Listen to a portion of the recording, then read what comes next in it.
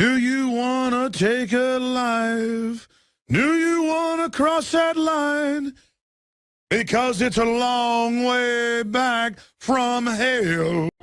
I learned a long time ago that there's no sense getting all riled up every time a bunch of idiots give you a hard time.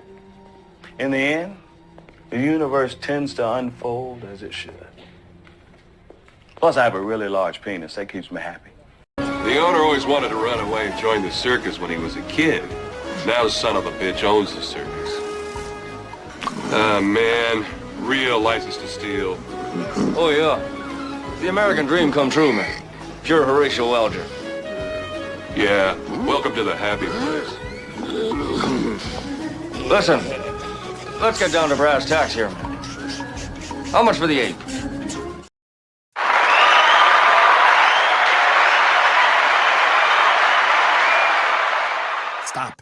Stop. Hail, everybody. Welcome to a very special episode of Blossom. To answer Laughing Man immediately, the book is done. I have to go up to the Ripaverse warehouse and sign sometime this week before I go to Egypt. So I'll keep you all informed, but that's what's going on. Hail, Laughing Man. Hail, chat. Let's see who's here for, again, a very special episode of Nerdrotic at Night. Ladybug 22, Priston Burner, Current Event Nerd, Corn Pop, Bad Dude, Jacob P, Critical Masterpiece, Jaded as Fuck, Abigor, Coleman Black, Jawa Trader, you filthy Jawa Trader, Diego Salazar, Hellrats 96, Rick Scum, Be True, girl, you know it's true. Ooh, I love you. Darth KK, Patina, what, I can't say the rest of that right there. Bubba Doom. What's up, Bubba Doom? Souls have no color, but they have weight, sir. They have weight. Jerry Time, King J, Robbie Van Gone, John, just simply John, Daniel Hernandez, David Bixby. Everybody's here, guys. All the cool kids are here except for me. Good evening. So, yeah, I was just sitting around in my office trying to basically think about what's my next video, because I usually think about it last minute. And I could come up with, well, I was originally going to do Predator Badlands, but as you may or may not know, I generally don't review 5 out of 10 movies. They're the hardest to review. I'm not super passionate about it. Either way, I do not love it. I don't hate it with the intensity of 10,000 Suns. It is a movie for me that simply existed as something that took up 2 hours. I left and I didn't think much about it afterwards. It's Disney's Predator. It's a very girled up, feminized Predator. That's undeniable, whether you like it, the movie or not. It's a very Disney movie. And I'm not a Disney fan, particularly of modern Disney. So is it a Frankenstein review? Probably. Or a Hollywood video? I've had that kind of rolling in the back of my head for the last couple of weeks. One of those two things is going to come out. I've done a spoiler-free Frankenstein review on Nerdrotic Live that you can feel free to check out. I fucking loved it. As a matter of fact, I watched it again last night, and now it's like creeped up the charts for me. It's creeped up the charts. So I think it's like Frankenstein. Well, I mean, I love F1, but I think it's Frankenstein's and Weapons 1A, 1B right now for me for a very crappy year of movies. You can't go wrong watching either one. And if you haven't watched Frankenstein, by all means, you can dip out of this stream. I will not be hurt. Go watch it. Go watch a blockbuster that was not put in the theaters, that should absolutely been in 4,000 theaters in a wide release. That is everything a blockbuster should be, and even a throwback to, let's say, early 2000s. It tries to be, and it achieves being art, even though it is a movie that has been adapted 1,000 different ways. And like, it looks beautiful, but there's also a really good story that goes along with it. So one of the best movies of the year for me. Now it's one of the top 2 movies of the year, and it's a damn shame that it wasn't in theaters, for the theater's sake, and also for yours, because it is something you need to see in a big ass theater. It's shot beautifully, but if you got a big, home system, that's cool. But mine won't even do this movie justice, and I have a pretty fucking awesome home theater. Okay, thanks to Mrs. Nerdrotic. But the reason we're here tonight is my good friend Will Jordan. We're gonna talk about I don't want to go shat on you here. We're gonna talk about AI, and we're gonna talk about this video in just a moment. We're gonna warm up to it. Got a Geeks and Gamers article already written for it, and we'll go to the video. We'll watch some of the video, and this is going to be a big problem. I mean, like, there's no other way to put it for YouTube someday. I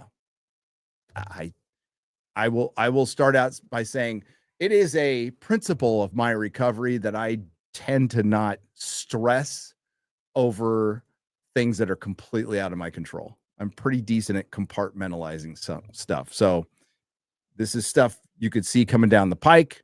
It's absolutely going to happen. It's already all over YouTube as far as the stuff I really like to watch at night, which is like Y-Files and ancient history stuff, be it like, kind of the fringe stuff, or really, like, I watch geology videos, like straight up just academic geology videos on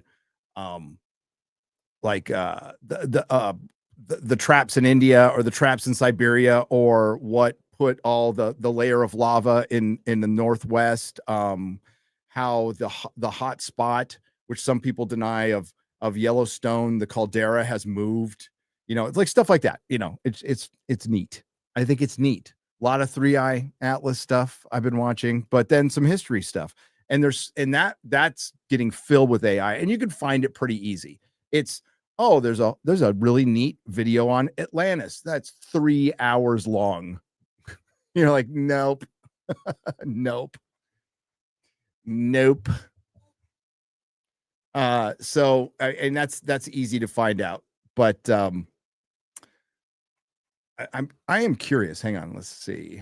The video is linked. Oh, they didn't link the video they didn't link the video.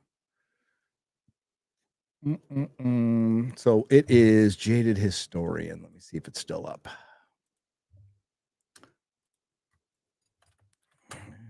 Historian. Oh, stop. Here we go.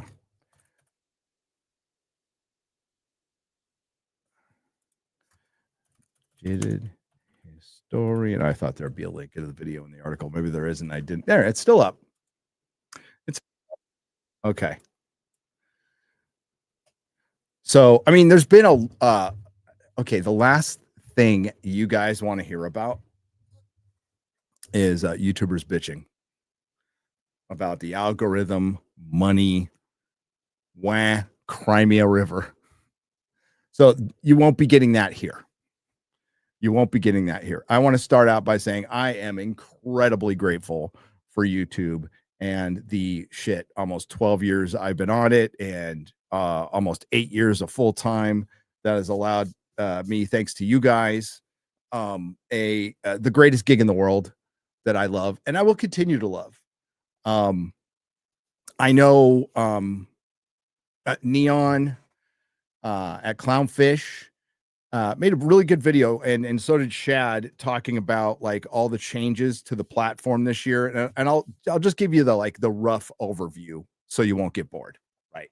But generally, YouTube changes its algorithm in the past, aside from the adpocalypse, which honestly, like, I was just starting back then, so I did not feel the adpocalypse, and I don't know what it was like before the adpocalypse. I only know what it was like after the adpocalypse. And if you want to get mad at anybody, Quarter Black Garrett, it's all his fault because he worked with Crowder, so I just choose to blame him. Yeah, so since I've been doing this full time, YouTube tends to change their algorithm something on average twice a year, like twice a year. And in that, each time they do that, and it could be something simple like removing a dislike button or adding memberships as a feature, or anytime you see something change, like to the UI, like that fucks everything up for a couple of weeks. Just does. Now there's varying degrees how it fucks it up, but it usually works itself out, over a certain amount of time. So, if you're new, you're probably gonna freak out, but it's like, no, this shit's been going on for years. It works itself out. There's that factor. But this year there has been about 5 years worth of changes in 1 year. Like, they're changing something pretty much every month. And I think I was told, they even warned us, like, we are implementing AI. Boom. They said it was going to happen. They warned us in February and it would be applied in May. And that's exactly what happened. And what AI? Well, there's a lot of background features. AI can go through and see like what's your best performing thumbnail and make a thumbnail based on stupid bullshit. Like, we make our own thumbnails, whatever. And titles, they can do it with titles. There's a lot of that in the background to help creators. And then there's, I'm sure, like, the algorithm requires fewer people to run. So that's why there was a bunch of layoffs. Not surprised any of that happened. In Neon and Chad's video, they were talking about a loss in views over the last period of time that was happening to every single creator across the board, especially like 3 or 4 months ago. It was happening. It's kind of worked itself out a little bit. It goes up and down, whatever. And I think both of their theories were that they're possibly, I don't want to put words in their mouth, but what I got out of it is like one of the conspiracy theories would be, and they both said, they were like, hey, we don't know this for sure, but could be YouTube's underreporting views. So they could pocket more ad money. Well, that would be massively illegal, like crazy illegal. And it would piss off every fucking ad company that made money. What I was told at the beginning of the year is YouTube realizes they're the big dog in ads now. They're the big dog advertiser next to live sports. So they needed to get right with those companies because they had to offer more transparency and they had to work out their massive bot problem that every social media platform has. So that plays into it too. Don't know how that worked out. I'm guessing not very well, but whatever. That's what I heard. But I mean, like, do I want to discount like a massive company being shady? No, of course not. They'll all be shady if they can get away with it. But if they did that, that would be, man, class action lawsuits. That'd be pretty bad. If they got caught. And they've got government watchdogs on them all the time. Yeah, it's running. I'm grateful I ran a business before this. So running a channel is no different. And I mean, no different than running a business, an auto shop, retail, whatever, because all those businesses are still reliant on something. A auto shop is reliant on people's cars breaking down. And especially if you are like if you're Toyota specific or Honda specific or VW or German, something like that. comic shop, you are 100% reliant, or you were, I was, on Diamond. And on top of that, we're also at the mercy of Marvel and DC, which was not a fun place to be sometimes. But that you're always at the mercy of something besides being at the mercy of a government. But you're flying without a net. You're not employed. We are contractors. We own our own small little business. So it's no different than a brick and mortar. And it goes with the peaks and valleys of brick and mortar. So you trade security of a job that gives you benefits for absolute freedom, and you end up working more for it. And then it could be a lot more stressful unless you just learn how to work within the rules, like the rules that are set up by life, right? Like, this is an absolute fact. They're going to be peaks and valleys. I need to prepare for them. And if I do, I'm not stressed. And that's the whole thing, is like not being stressed. I was just watching a Joe Rogan podcast today with Billy Bob Thornton, which is great. And they both talked about something that's absolutely true. Billy Bob Thornton's doctor said to him that, if 4 or 5 cigarettes a day keeps you from being filled with anxiety and stress all the time, it's almost, this isn't my words, this is his words, it's almost better to smoke those cigarettes. Now, I could see that being true, because anxiety and stress, led to my drug addiction. Okay, it's horrible for your body. It's terrible. It's terrible. So it's not fun. It's not fun. And this is supposed to be fun. This is supposed to be fun, relatively. So I don't know, for my channel, things are fine. Things are fine. When the dip happened a couple of months ago, and I'm not going to say who I talked to, but I talked to much bigger YouTubers than me. Everybody was feeling it across the board, outside of our sphere. Everybody was feeling it. So that was definitely a thing that happened. So Neon and Shad aren't bullshitting you. Like that absolutely happened. I did talk to Neon about it a little bit, or a lot of it. But I am of the feeling that it'll work itself out. And I would say, particularly in our sphere, been a fucking slow year. There's like, Hollywood's been slow. Look at Hollywood. Like, we talk about Hollywood. Hollywood's fucking slow. Honestly, I'm fucking shocked that we had as good a year as we did, considering what little has come out. So thank you. I'm grateful. Thanks to the higher power. And if you cover entertainment and stuff, don't sweat it. We're a couple of months away from a year that will be packed, absolutely packed with shit. Take your vacations now. That's what I'm doing. Take your vacation. This is supposed to be our busy time of the year. I saw a Quarterings video, and I mean, I don't prescribe to the I make more. Well, he might. I'm speaking for me. But he said, like, I make more money in October, November, December than I do the rest of the year. It's like, no, no. The point is, for me anyway, is balance, right? So it's a marathon. It's not a sprint. So you just balance and you see how it goes, and you keep having fun. That's all. That's why I'm not doing a Predator Badlands video. You want to know why? Because it wouldn't be fun, like, at all. As a matter of fact, I'm leaning more towards an All's Fair video, which would be way more fun than a Predator video, because that's the point, is having fun. Now, the AI thing that's coming down the road, excuse me, sorry to DSP you there. We're going to talk about it. I think there is a solution. I don't think the sky is falling, but nothing lasts forever. There is a lyric from The Doors, from Jim Morrison, that I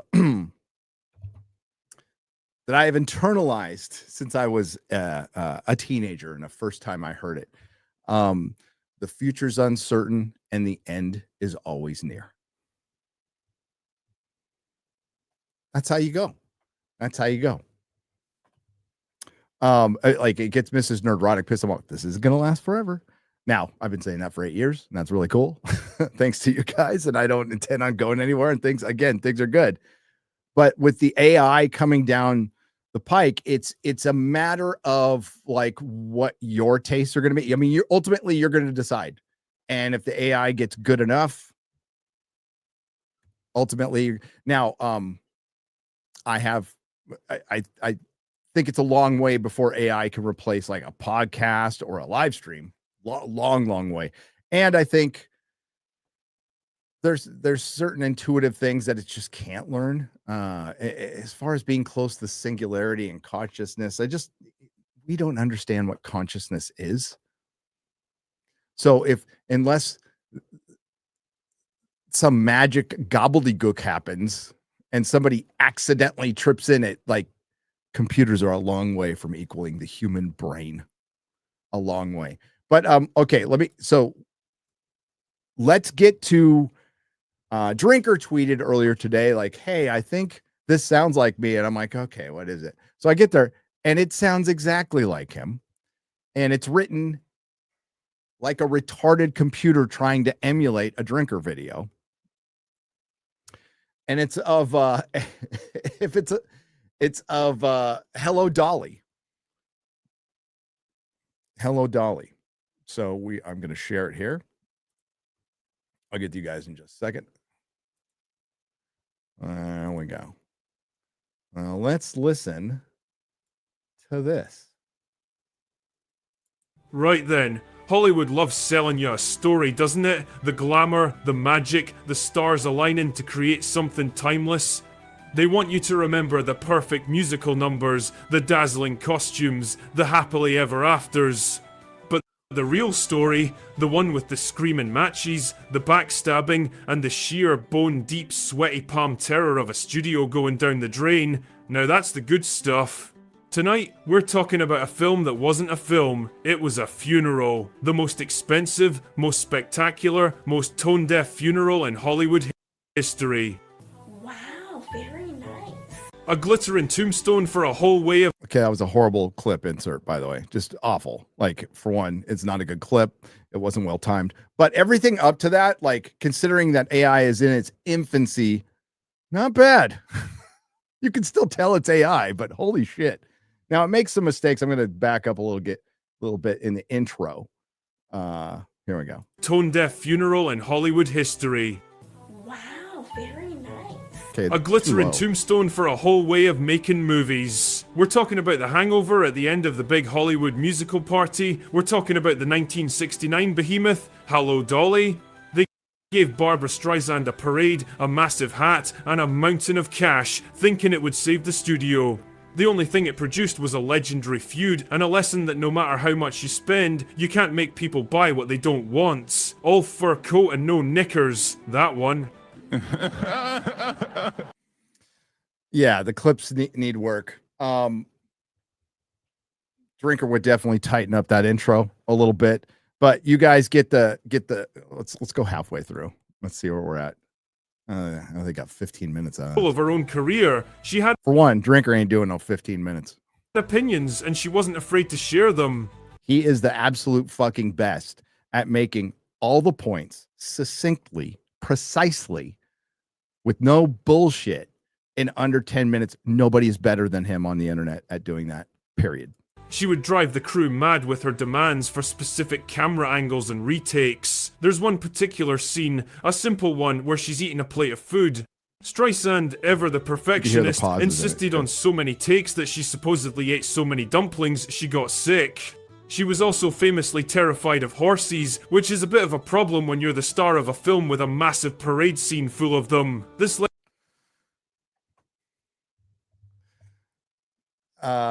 Drinker is the best. So, yeah, that's it. And they definitely, if we go to I'll go to the Geeks and Gamers article where Marvin talks about it. Give me just a mo.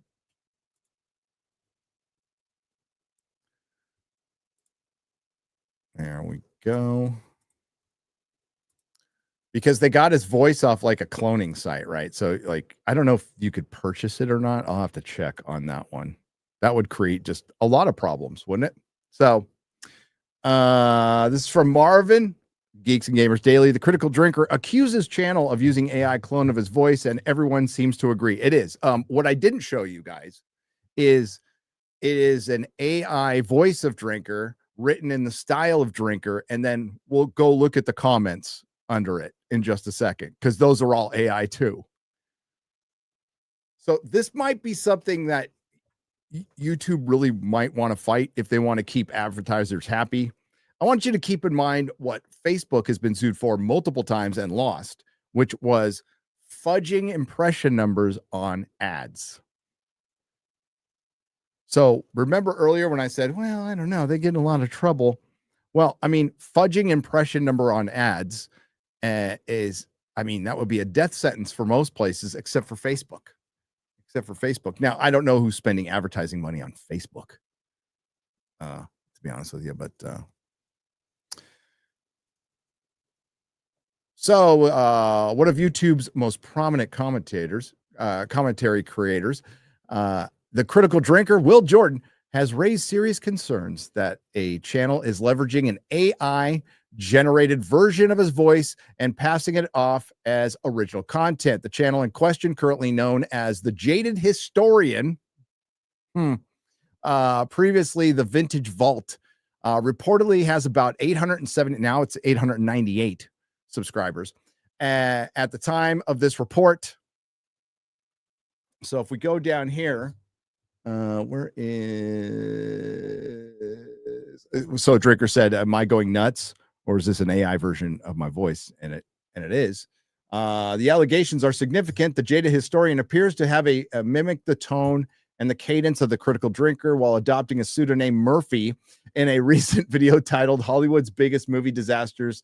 They sold you glamour. I'll show you carnage. In the past, channel's voiceover sounded like archival celebrities. Past voices included that of Burt Reynolds and Kevin McKidd. But 2 weeks ago, the channel switched to the voice to imitate the Drinkers. If true, this represents a troubling layer in the rising wave of AI voice cloning. So the voice cloning came from Vocalize FM. Vocalize FM, and I checked, and it is certainly there. It is certainly there. So they have clones. Let me go back. Hang on. Let me check again to see if they charge. Let's see. Hang on.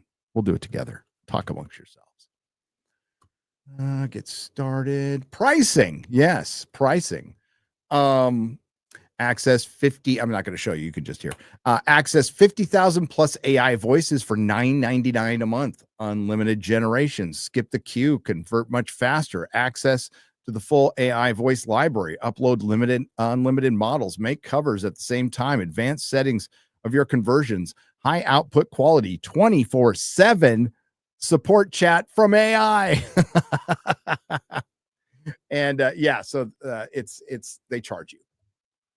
They charge you. This raises several key issues: intellectual property, voice identity. Does a YouTuber's voice count as protected asset then cloned by AI?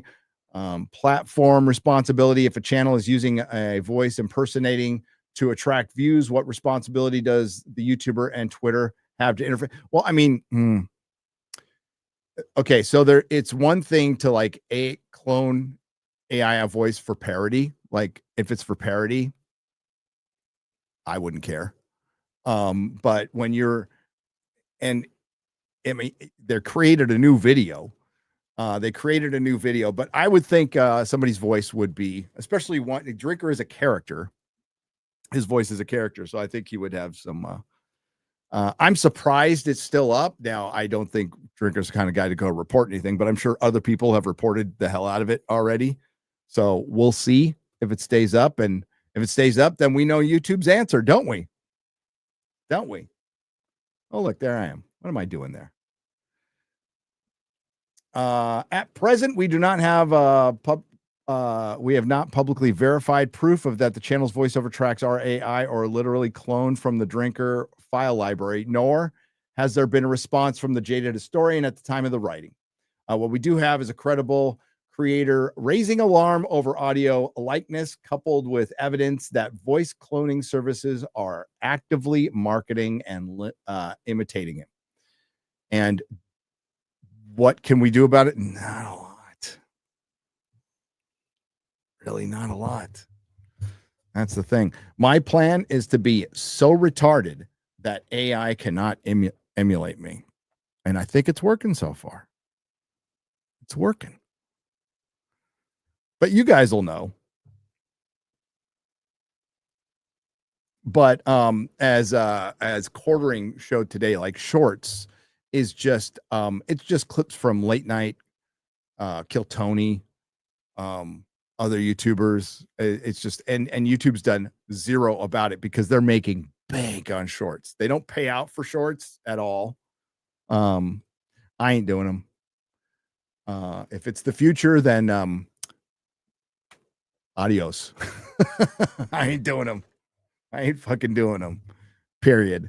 But yeah, it's there's been a lot of changes this year, and it's upset a lot of apple carts. But I mean, we all saw this coming. Didn't we? So that's why when Chris and I give our dad advice here on YouTube, I mean, we're kind of kidding and we're not. Like, live within your means. Like, if you're a content creator, for one, if you still want to create content and come up here as a hobby, it's still the best place to go. Like, for sure. It's a fun place to hang out with your friends. Every Friday, I get to hang out with my friends. Every Tuesday, I get to hang out with my friends. I get to hang out with Chris. It's fucking awesome. It's great. If you want to do it as a hobby, which I started doing, it's great. But as far as, you know, what the future holds, I'm not going to worry about it. I'm just not. But when Chris and I give the dad advice to content creators out there, probably not going to apply to a lot of you guys, but live within your means. You start making it on YouTube. Don't go out and buy a fucking new car, especially one with payments, because that's not really owning a new car. Don't invest unwisely. Save your money and treat it just like a small business. Just like a small business. And I'm not saying I did this all the time. Hell no. But when you have a small business, you have to 3 months worth of rent, payroll has got to be in the bank for bad times. It just has to be there. Right? Don't run up a bunch of credit. Don't buy a bunch of fucking equipment that you don't need. Just and then the obvious stuff, it's probably not a good idea to be an alcoholic or a drug addict or a gambling addict. Those aren't good either. Stream sober. That's what I always recommend, is streaming sober. I know Jeremy will agree with me on that one. Stream sober. For one, you'll feel better the next morning. You won't go, what the fuck did I just say on a 4-hour live stream? I mean, because like if I streamed high, you would be very entertained for about 3 hours. And then I'd be knee deep in, well, death. Just death. I'd be dead. Live within your means and, plan a little bit. I know I'm not known for planning, but on the important shit, I plan. So, treat it like a small business. If you don't know, if you've never run a small business or worked with a small business, there is a book out there that I read that really helped called Small Business for Dummies. Fucking helped a lot. That's the only thing. And I didn't even read the whole thing. But before I owned the comic store, I've helped manage business, but I didn't know anything about payroll or any of that shit. And I just read 3/4 of a book and just figured it out. Hell, you got YouTube videos now. They might be AI, but you got YouTube videos out.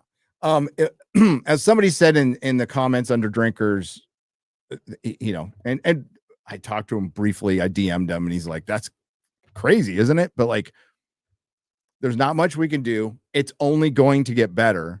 But I mean, I just know as a viewer, like I know what the real drinker is, and I'm not going to go to some fake ass fucking drinker because no AI is going to be able to emulate his wit, his timing with his editing and all that stuff. They're just not. It'll definitely get better. And there's absolutely zero we can do about AI, like zero. So you got to use it as a tool, work within the confines, prepare for it, and hope for the best. I'm also grateful I'm old. So, you know, I've made sure to do old people adult things like invest, save, make sure there's a roof over my head that I have no mortgage on whatsoever, no car payments, no mortgage, no debt. Took me it took me 50 fucking years to get here. But that's how you do it. That's how you do it. And a lot of that started before YouTube, you know. We were really, I mean, I don't know if lucky is the word. Yeah, lucky. I was lucky. I bought a condo in Escondido this is my first place to buy. So I had to put 15,000 down, which I did not have. I had $5,000 to my name, period. My dad loaned me $5,000. This motherfucker. I love my dad. I miss him every day. I wish he was here. 30% interest, and I had to pay him back. And I did. 30%. My credit was not good with dad, to be real. Okay. Like, you know, I had been out of prison for a few years, but he's still like, nope. I'm going to teach you how to pay somebody back at ridiculous interest. So my pops loaned me $5,000 at 30% interest. That son of a bitch. And then I was able to qualify for a first-time buyers program in Escondido, California, which gave me the other $5,000, which I had to pay back, but no interest if you paid it back in a certain amount of time. So I put my $15,000 down, and we bought our really cheap condo for, I think it was like $37,000, right? And then the housing market just went, and it was a basic bitch condo. It's an apartment with a garage, right? Really fucking happy to have it. It was the first thing I'm like, this is mine. Then the housing boom happens, right? And then holy shit, well, then I get a divorce, right? So we sell it, but I mean, bad news for ex-wife. Good news for me is I paid it out of my money, so she wasn't really entitled to anything because she wasn't working or anything, despite California law. So she got a good payout. She did okay. She went out and bought another house with it, and I wish her all the luck in the world. But yeah, I was able to flip that condo and make a lot of fucking money. So we sold it for $225,000. So think about that profit of a $37,000 to $40,000 investment, and just within a few short years, I was able to sell it for $225,000. Now I had to give some to the ex-wife. The tax man didn't have to pay capital gains, and then I took that money and put it into savings, and some of it went to buy the store, and then some of it went to as a down payment later on a house in San Francisco, when it was still possible, not great, but possible to buy a house in San Francisco, because it was right after the .com bust. So everything just went, and I bought this fucking shitty little house. Like, we call it a matchbox. It was a matchbox. It was, and I was grateful to have it. 1,200 square feet. 1,200 square feet, not counting the garage, it was above. So 1,200 square feet with 3 bedrooms that didn't count as bedrooms because they're too small. It was built in 1910. Like, the bathroom was an addition because it wasn't originally part of the house. 1 bathroom, and at one time we had somebody living with us. So I had a roommate, my wife, 3 kids in there, 3 dogs, 1,200 square feet. 1,200 square feet. And the rest is history. We were able to do well in that house. But yeah, that's how we did. And I didn't make a lot of money. But I wasn't getting high. Wasn't drinking. Saves you a lot of money. And I don't gamble. Saves you a lot of money. That's what time does, when sometimes I had to work 2 jobs, worked a lot of overtime, tons of overtime. And if you guys have been around the channel a long time, that little room I was in, it was in that house, in the Crocker Amazon neighborhood of San Francisco. You probably never heard of it, but it's in the Outer Mission. It's hood adjacent. So, I mean, only 1 murder down the street, only 6 home invasions on the street I lived. I can't even tell you how many times my fucking car was broken into. 17 or 18 times. Good times. But yeah. As far as like the YouTube game, though, if you're going to get into it full time, just keep it. It is a small brick and mortar business, and you are at the mercy of so many things. That's life. I wouldn't trade it for, working for the man again. I did my time working for the man. I did my time, but good thing I've got a skill that I can always fall back on if I need to. That's not the case. That's not the case. And here we are. Would I like some Padres merch? Says Genosis. Sure. Yeah, at least it's mine now. At least it's mine.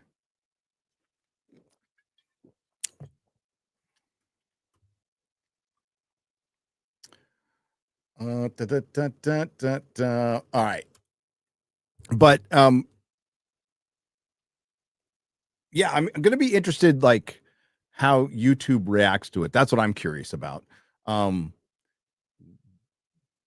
guess we could get mad. I didn't see Drinker get mad. If it happens, people have done AI me, but it's like parody. So I don't, that shit's kind of funny. So I don't have a problem with that stuff, like, at all. So I'm just curious to see how YouTube handles this. I mean, maybe just change the voice, but like, you can, I don't know. I've never bothered to, and I'm not going to go to Grok or something and write a Lawrence of Arabia video in my style. Cause it would probably write it like I'm calling it like woke shit.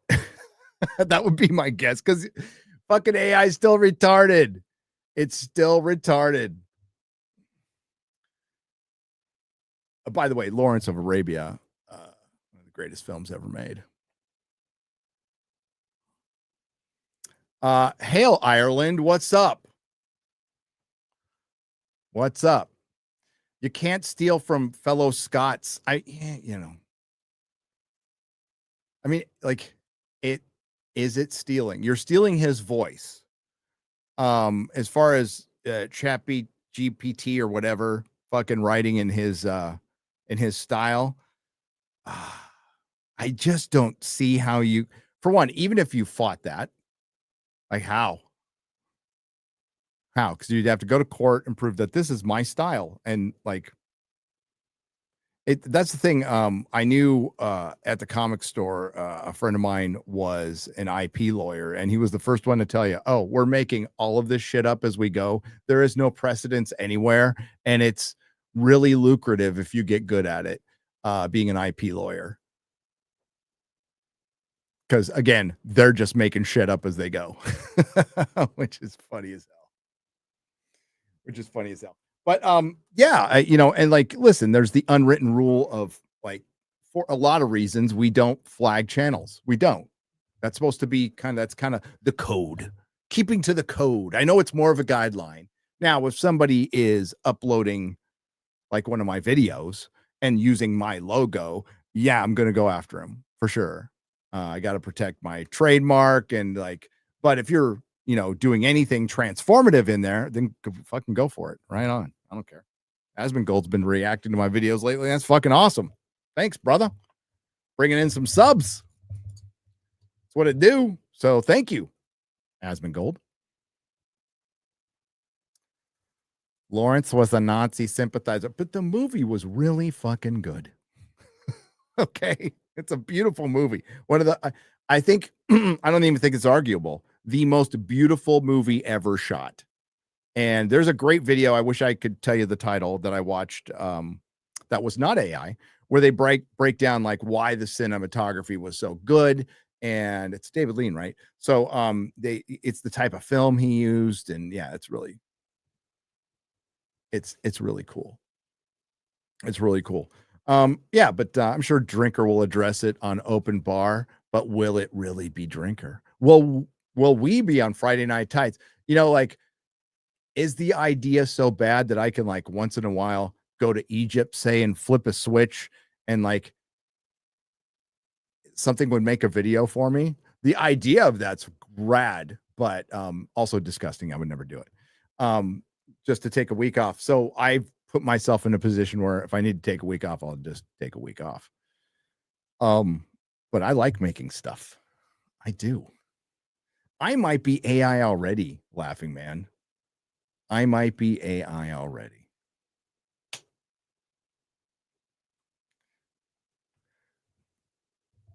I wonder. I was gonna say, I was gonna make a joke that I should not make, so I'm not going to. I'm sorry. We are in a matrix. We are in a simulation. That's the thing. Is I used to not believe that theory at all, and now that's pretty much what I believe. Now, here's a philosophical way to look at it. We talked about this on Forbidden Frontier. Simulation theory means there's a creator. That means somebody coded the universe and designed it. So simulation theory is a way for atheists to come to terms with God existing.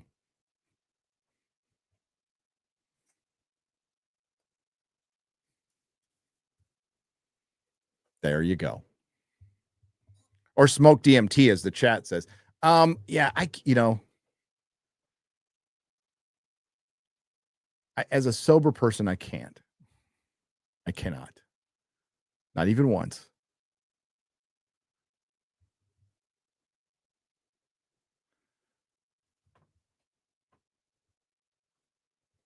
You could call me Al. I see you, chat. I see you. But I think it's great that we have. Listen, and I don't get into like Shad and Neon and others. Like get really into their analytics and they know what's going on and they've been doing it for a long time. I don't. I generally just like look at the important stuff when I need to, just because of my addictive personality, my OCD nature. It wouldn't be healthy.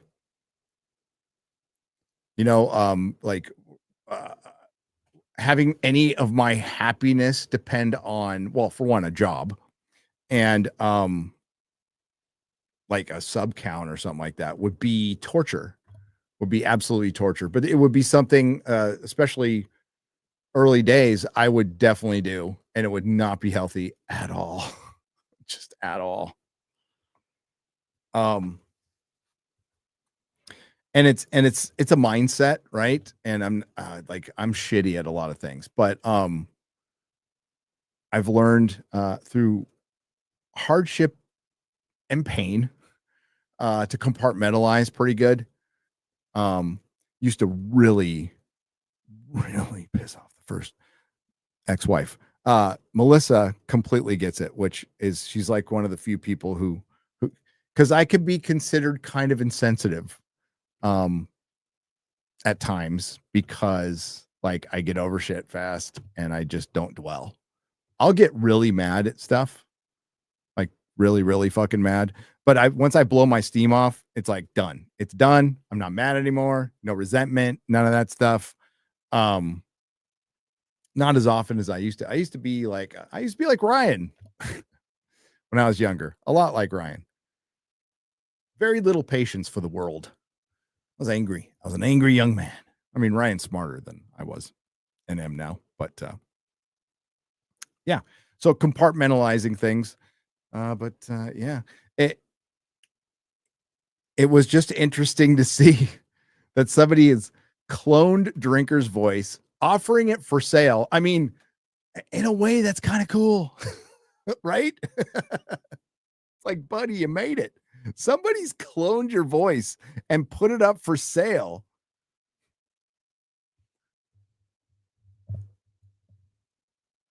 And it's like, holy shit. Bet you that wasn't on your bingo card, Will. Yeah, it's $9.99 a month, and you can clone voices, and I'm sure it's illegal. I'm sure you have a right to your voice, especially if like Drinker is a character on his channel, which is automatically kind of trademarked anyway. So I think there's a way to fight it. But like, really, what do you do? What do you do? I say, get good. Keep doing what you're doing. It's publicity. I would definitely take advantage of this situation and go, what? But yeah. And I'm not this huge criticizer of YouTube, right? It certainly has its problems. It's censorious, still is censorious. It is it's AI as far as age restriction is fucking retarded. I say, what the fuck, YouTube, by like allowing this video up. It shouldn't be up just for on the purpose it's fucking soulless garbage, but it's also fake. Oh, what I didn't show you, hang on, what I meant to show you was the comments. That's the worst part. So this is I mean, YouTube's gonna have to address this, or the views that you see on YouTube, the views that I see, the content you see, it's all based on trust. It's all based on the only thing that makes things matter on this platform at all is that you guys trust this platform. Now, a lot of you guys get mad at this, justifiably so, and really have our back on a lot of stuff. And we are grateful for that. And we have our frustrations too. But I will say YouTube now is better than it was as far as being censorious than it was a couple of years ago. Is it perfect? No, it is parsecs away, if that's a distance, from being perfect. But it's better than it was.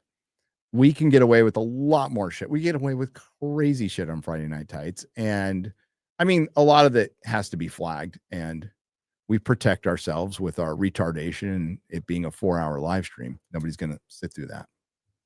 It was, what was the name? It was The Jaded Historian.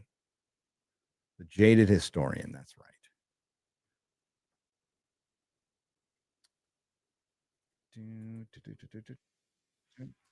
All right. So let's go to the comments, shall we? And then we'll get to you.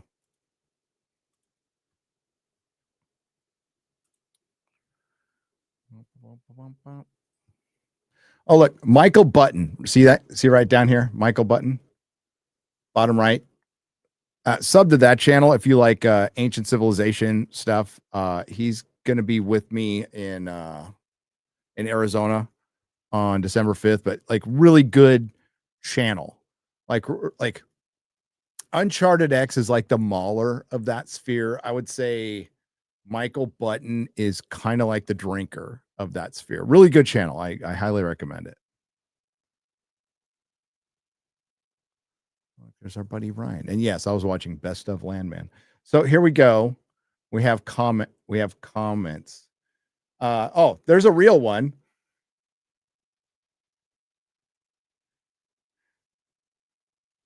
So all this is bullshit. Okay. Nobody writes comments this long. They just don't. Now it's been kind of flooded with some real ones. Because Drinker brought it attention, but see this one right in the middle, right? See this one right in the middle? It's these are what the fuck is this shit? There's a real comment, but it's liking all of them. For one, there's nothing real about this fucking channel at all. These are AI comments, especially like this. Okay, motherfuckers don't have this much to say about Hello Dolly. Most comments are a sentence or two. Nobody's writing fucking books like this shit. Like that. Like, get out of here. Get the fuck out of here. And wait, there's boom. Boom. Boom. Like, nobody's writing comments like this on Hello Dolly.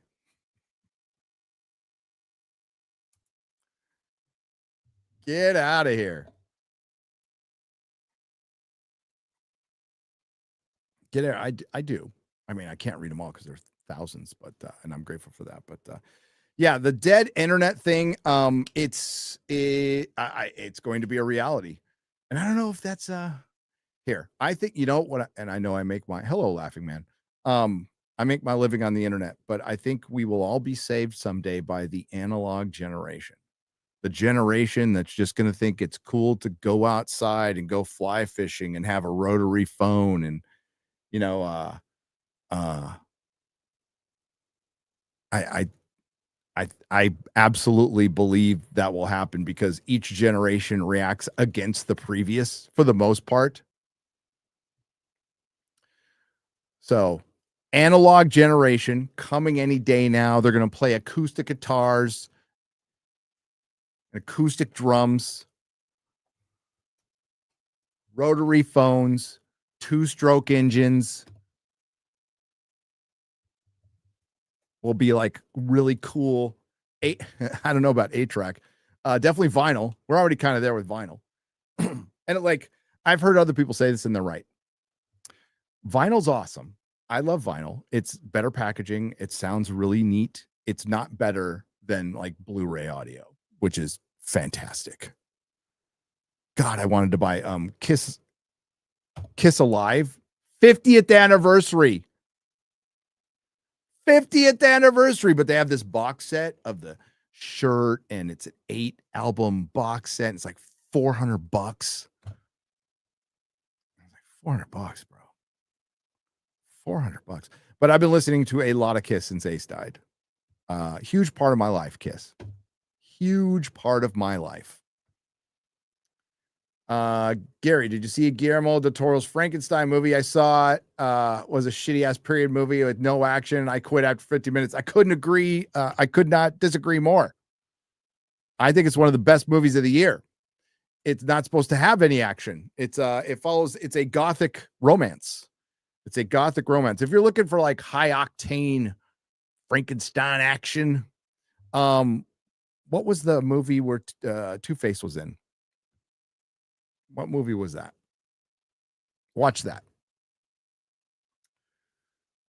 No, Frankenstein is way more the speed of Nosferatu. They are like in the same vein. They are gothic horror, which is more romantic. And I don't mean like in the rom-com sense. I mean in the period sense, the Victorian sense.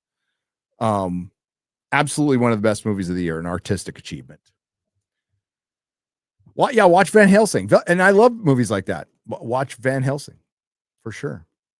Does anybody remember the comic book Doc Frankenstein from Burly Man? So the Wachowskis, when they were dudes, by the way, still dudes. I Frankenstein, that's what it was called. Aaron Eckhart in I Frankenstein. Kind of a B movie, schlocky. I like it. Like Van Helsing. I love Van Helsing. I love Van Helsing. I love Underworld. I love all those movies. Absolutely. But Doc Frankenstein was a comic book. So Burly Man put out 2 comic books. They put out Doc Frankenstein and Shaolin Cowboy. Shaolin Cowboy by Jeff Darrow is one of the greatest comic books I've ever read, period.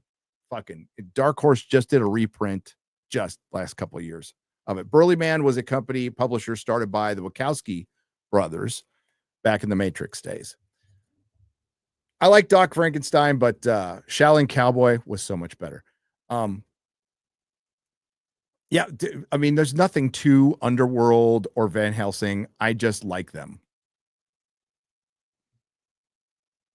They are not cinema. They're just dumb monster movies.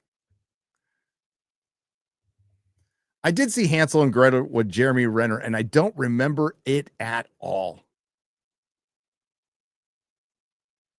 At all. See, Van Helsing sucks. I'm not going to, dude, it's a B movie.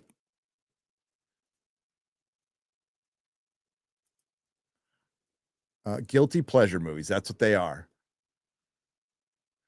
Shaolin Cowboy is, dude, it's funny. It's really funny. For the most part, the titular character doesn't speak. But it's Jeff Darrow art. So, hard-boiled. Like, Jeff Darrow's fucking great.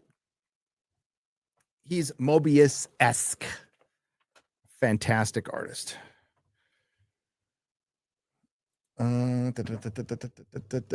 Dude, Bram Stoker's Dracula, chat.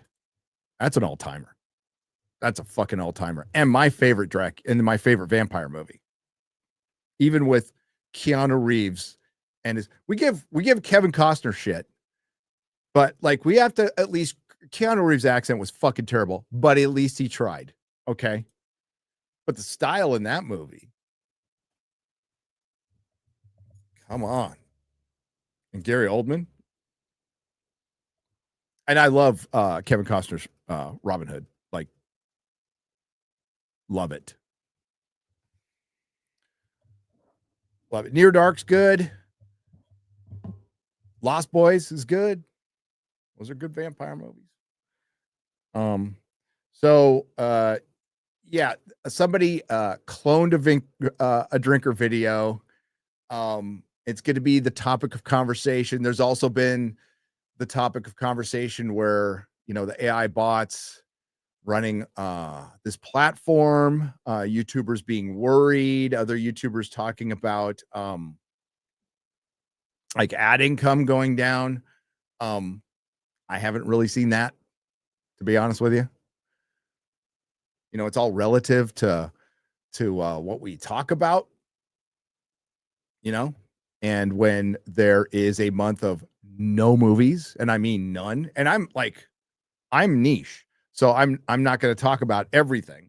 I am eventually going to do a full review of one woke after another, but that'll be closer to the Oscars, right? But like, there's been nothing. Hollywood's fucked right now. So yeah, the only thing really to talk about is how fucked they are, and how they're starting to realize it more. I think that's the only thing really kind of interesting to me. Anyway, we went over it on FNT quite a bit, and there's way more to the story. But what Jennifer Lawrence said, and that response from Sydney Sweeney is kind of where they need to be, and it's really fucking too late, like years too late. Maybe Hollywood should start thinking of, our guy was in president, was a president for 4 years. Our zombie, Joe Biden, our guy, the guy we rooted for, didn't criticize once till the very end. Didn't criticize once.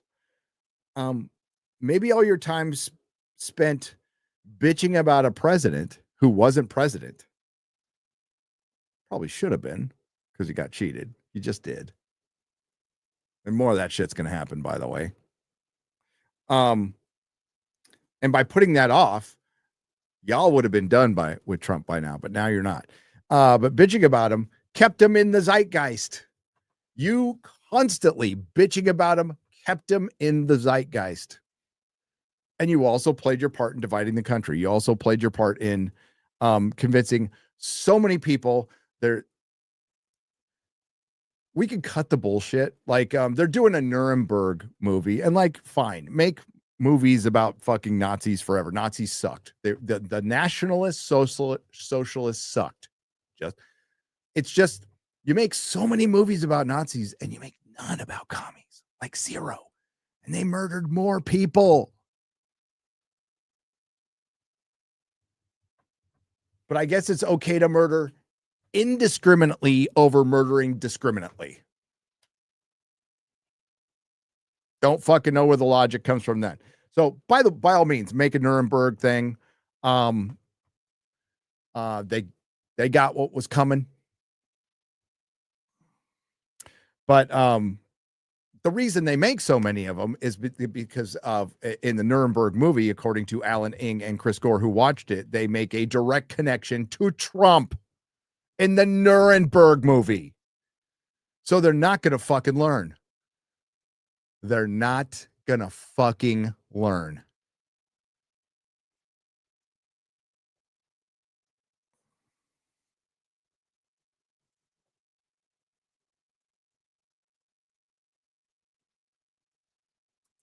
Is it AI?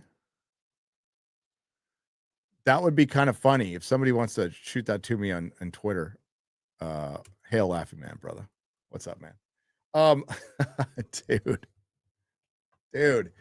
So directly connecting to Trump to Nuremberg, and then you also have actors going, maybe we shouldn't piss off half the country, but we'll just keep moving. You know what? I mean, they should just say Trump is responsible for World War II. Like, he actually went back in time, back into the 20s, and was giving talks in bookshops and coffee stores after feeling completely fucked over in World War I, and made Germans feel German again.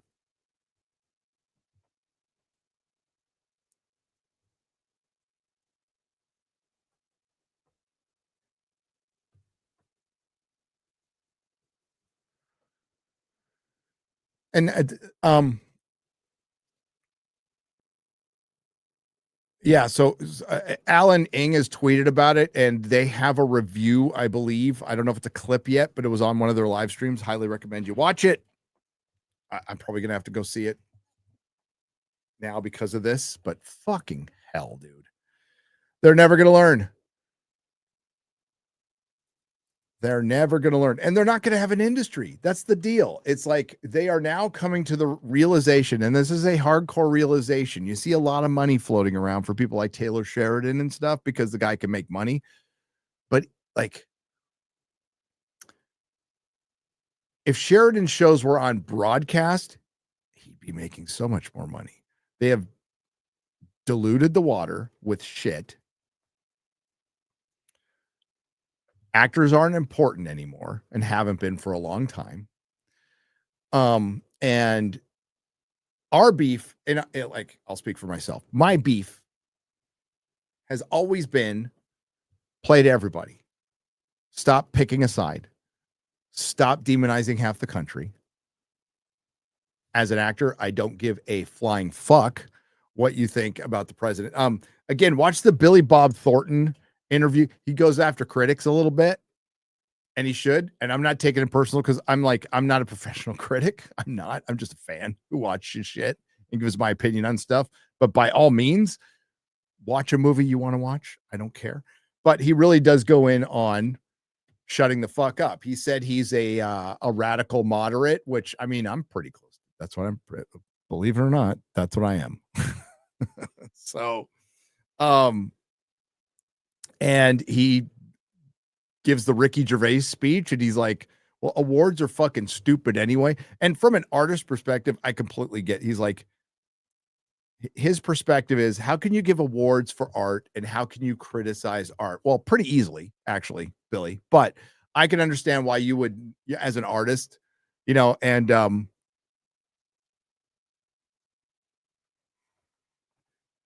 he was great. He is one of the most relatable actors out there. He absolutely admits he's kind of a fucking weirdo. And he's like, I shouldn't be here. And what the fuck was I dating Angelina? It's such a good interview of just him being real. Right. And not that I was ever going to be on Joe's show. He ain't going to let me on. I'm not the kind of person Joe likes. Okay. I'm not. I am definitely not. I think they were like talking about corporate critics a little more, but still. My beef with was really, what they've done to fandom, what they've done to our art. Right. So what they've done to our culture, which is through our art, and now it's less prominent. So as somebody who's just been into it all my life and not an expert on anything, just, this is my opinions based on my experience of liking a bunch of shit for a long time and going, wow, something definitive changed. There was a point of change, and that change was forced. And then we find out that it was forced. I actually thought I was nuts for thinking that for a long time.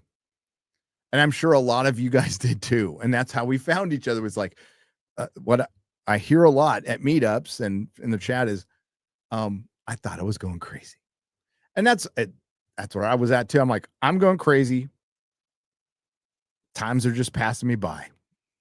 Oh, well, that's how it goes.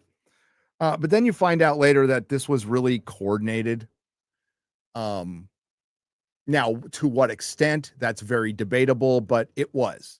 What was behind the coordination, that can still be in question. There's enough plausible deniability to say, well, it's just because they're a hive mind and Hollywood and drove out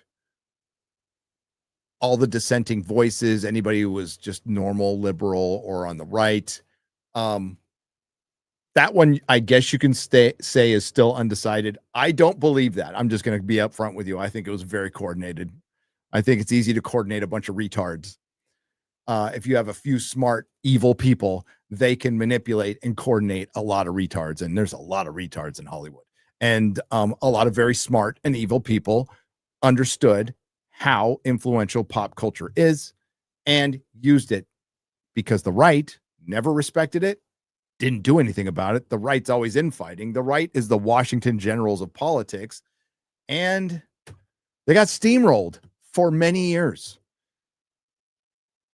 We get one victory, we being the people of common sense, and everybody starts fighting again.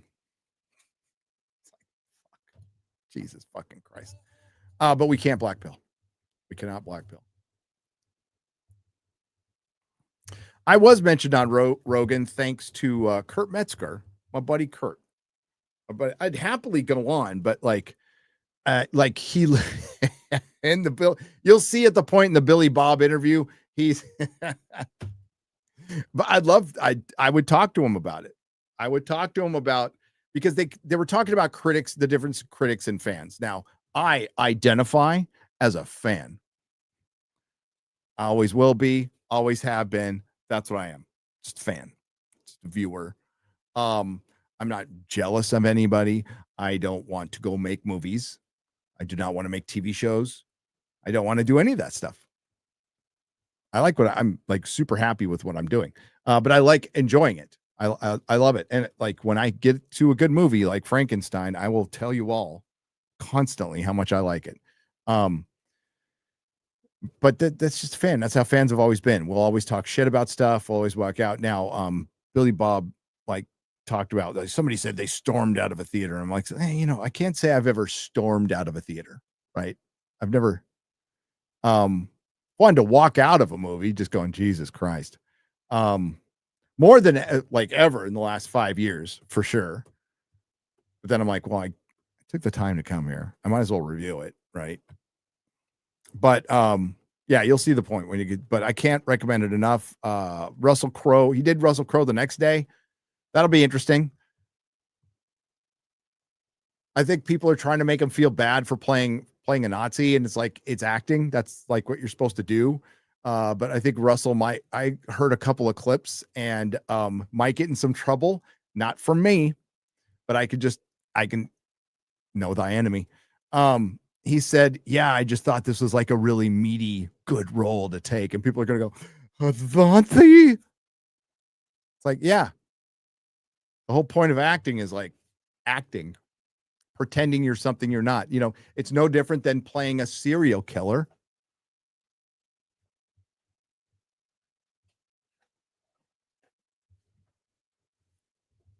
I saw Rabbi Shmuley on Twitter yesterday talking about Nuremberg and bitching that they humanized the fucking Nazis too much. It's like, dude, nobody's humanizing. Nobody in Hollywood is fucking humanizing the Nazis. Okay. Jesus Christ. Oy vey. Exactly. Get the fuck out of here. Weirdo. Yeah, he's pretty bad. Doesn't he like sell sex toys or something? Really good rabbi there. Rabbi Butt Plug. That's right.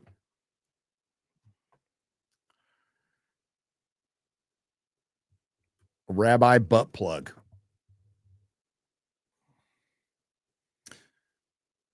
But yeah, there's a couple of comments that I caught that I'm like, oh, the fucking progressive are good. They're gonna get their meat hooks in that thing. Yeah, that guy is a freaking ass. Trish Page. Hi, Trish. How are you, my lady? How are you? How are you? Let's get to you guys.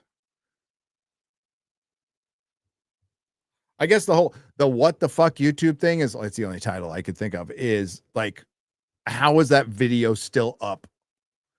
I am certain a lot of people who love Drinker reported it. Absolutely certain. So if you want good or bad, if you want to know what YouTube's attitude towards this is, keep an eye on that video. And if it stays up, you know the answer. And then we just we can bitch about it until we're blue in the face. The only thing we could do is just keep doing what we're doing, you know. And then YouTube will get saturated with like, listen, I'm not going to be a sky is falling guy. I'm just not. I'm just not.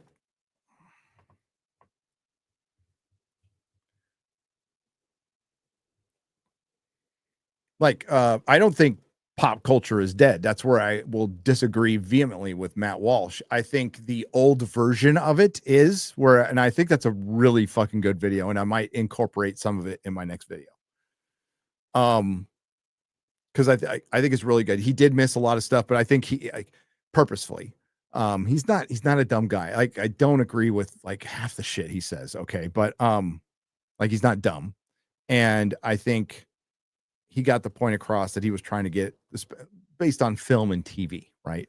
But I think you could certainly go into publishing and comic books and stuff, and I think you can certainly, definitely for comic books, you can say like 2008 is kind of it, kind of downhill from there, kind of downhill right after 2008. And you can say that for a lot of stuff. But pop culture is not dead. It's changing. It's fragmenting. It's going to be decentralized. And yes, the communal experience might be dead, but the local experience might come back to life. The regional experience. And I don't mean physically regional, like regional in pockets on the internet. Like, we can complain, and we all do, of like being addicted to the phones and blah, blah, blah, blah. But I've watched my kids grow up in this age, and they hang out with each other all the time, just online playing a game. But that's hanging out. That's no different than it's really no different than being at the house. It isn't. You're still getting the same interaction and stuff. Sure, do we need them to go outside more? Yes, I am grateful. I was part of a generation where we went outside all the time. But there's still like social interaction happening. It is. I mean, shit, one of my best friends I've only met once in a super gay photo. Gayest photo on the internet, for sure. For sure. There is only one Predator movie. 2, if you want to be kind to Danny Glover. Yeah, like I like Predator 2, but I'm not going to ever defend it as something good. Good. Honestly, it's Predator and then pick your poison. it's all kind of dog shit, including Badlands. But I'd pick AVP over Badlands. I would.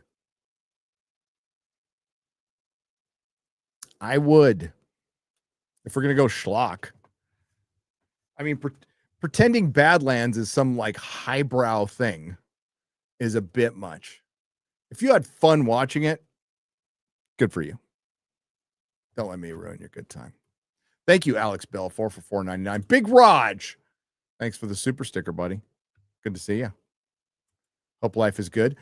Buford T. Justice for $49.99. Disney's Predator is super they. I think that's a really good description, sir. I really do. I really do. It is it's so girly. And the only thing I'm a little shocked about is some people I will always respect and love not recognizing it. Guided by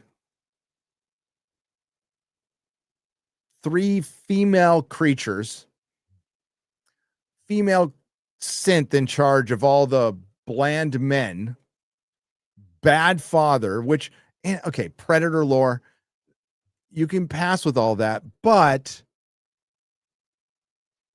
we're talking about Disney here, okay?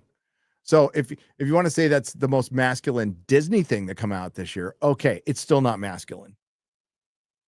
It's still very Disney. It's very softened. It's literally the Predator is defanged. They made a point to defang him in the movie. Yep. But man, it overperformed. So it was expecting 25 to 30, and I think it got 37. So well done. It overperformed.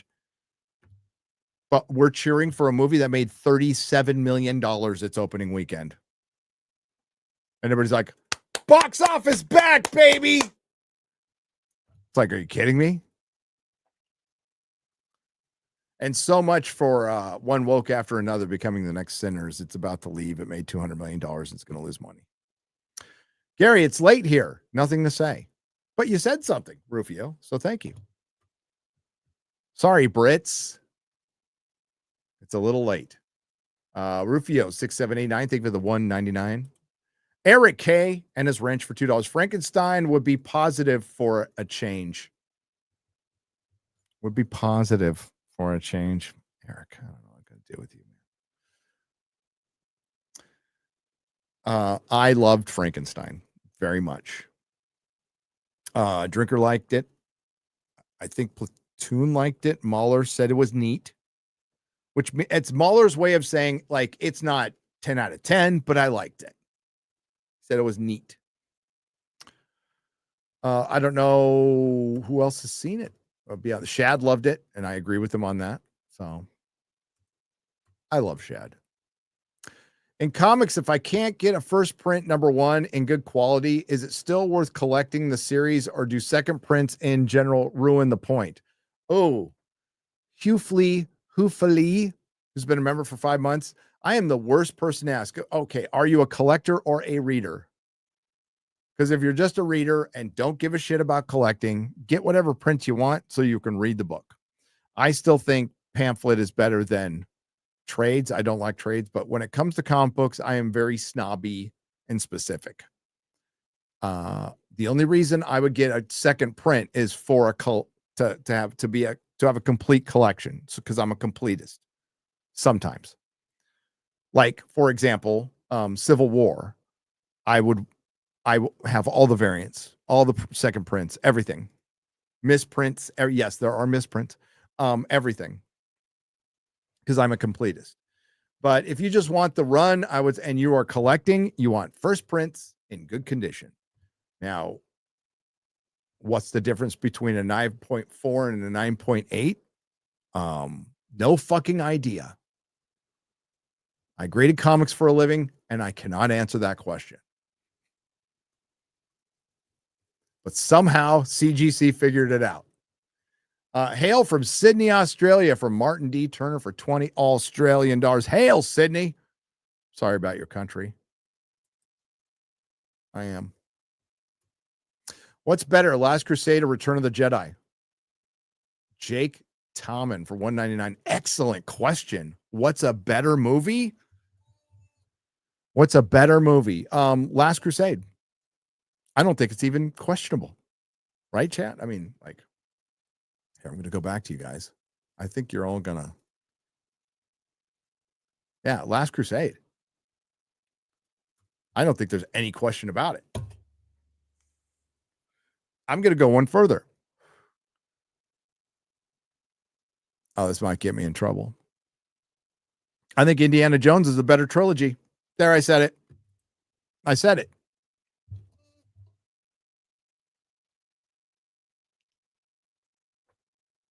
So we can just, Lord of the Rings is the greatest trilogy ever made. Most consistent, best performances, best music, most satisfying conclusion, best trilogy ever made. What's after that? Some will say Star Wars. Some will say Indiana Jones. Some will say Back to the Future. And that's a tough argument because, like, Back to the Future trilogy is fucking solid. At the time, people did not like Back to the Future 2. I was there. I witnessed it. People were kind of, it was all right. I didn't like it as much as the first one, but I liked it. I thought it was really cool. But I do think Back to the Future 3 is better than 2.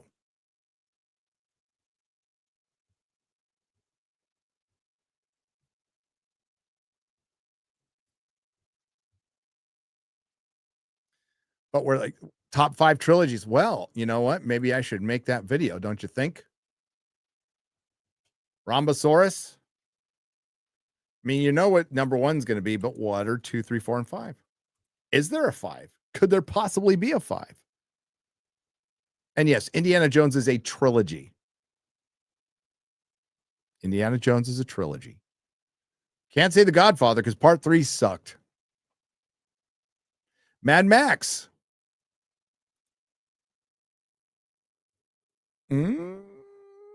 I love that trilogy. Thunderdome is the weakest, but I still adore that movie. Adore it. Dollars trilogy. That's a pretty good trilogy. That's a pretty good trilogy. Talking a trilogy, not just a movie. A trilogy. That's some old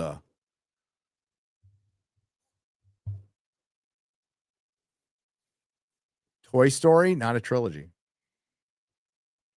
Well, I guess you could count it a trilogy. It depends on how much we cheat.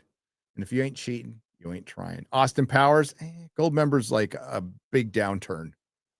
I like it, but it's a downturn. Cornetto trilogy. Chef's kiss. Got Running Man coming out next week. I like Edgar Wright. I'm somewhat looking forward to it. We'll see. Great question, though. It's EFAP time right now. Please wait your turn. Are they still on? Oh, sorry, guys. I was watching it earlier. Buford T. Justice. I meant gay. I thought they was pretty good, though. Kind of they, them, Buford. I got what you meant. I miss Corte Madera Theater. I saw Empire Special Edition there at Phantom Menace, Lord of the Rings. It was Lucas's favorite, and he premiered special edition movies there. Alex Belfort, I know the theater you're talking about because I worked close to it. That's where are you still up there? Because that's where the Tesla dealership is now, but it used to be a Dodge dealership. I watched the Hobbit trilogy in that theater. All 3 of the Hobbit movies in that theater. Corte Madera, California. Anyone notice that angry astronaut has dyed his hair? That's another anomaly. He's definitely not behaving like a regular comet. An anomaly. Having seen Neon and Geeky break down Google's plans for AI and YouTube, in my opinion, I think they're going to integrate AI prompt generators into Creative Studio. They already are. I mean, like, there's a bunch of AI, administrative wrong think there's a bunch of AI stuff in Studio already. Where Neon and Geeky were way ahead of the curve is because they have, Neon has run a brick and mortar business. Neon has run websites. He has worked in comic books professionally, has worked for Disney professionally. So he's got a ton of experience in a lot of different areas. So where he was way ahead of the curve was the AI summarizing of websites. Now, as a content creator, I love it.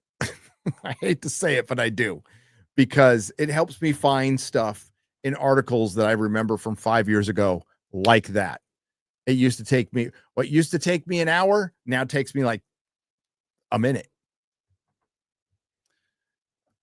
Scouring through articles, and all I got to remember is a phrase. But I can understand how that would completely fuck the internet, because now I'm not going to go to that article. I'm not going to see an ad. But the thing is, I'm not seeing ads on my Google search page. That'll come. Don't worry. Either.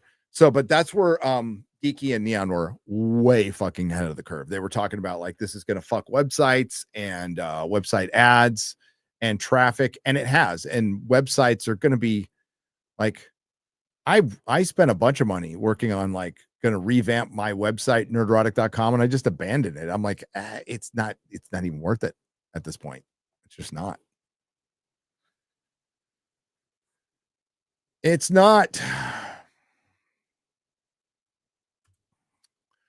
Hey, Gary, still on that pink cloud nearly another month now, and I found I've made some good habits, like reading The Hobbit and Fellowship for the first time. Oh, shit. 20 to go no. All I could say is fuck the Sackville Bagginses. Yeah, I forgot that Marty Gray for 20 British pounds. When I was giving examples in my Tolkien video of basically bad white people, I meant to put in the Sackville Bagginsons, and I didn't. And God, that would have been such a good hook for a joke.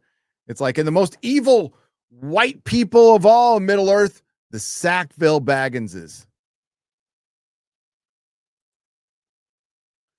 God bless you, Gary, in the chat. God bless Raging Rhino. You're going to be on Flashcast in a little bit, right?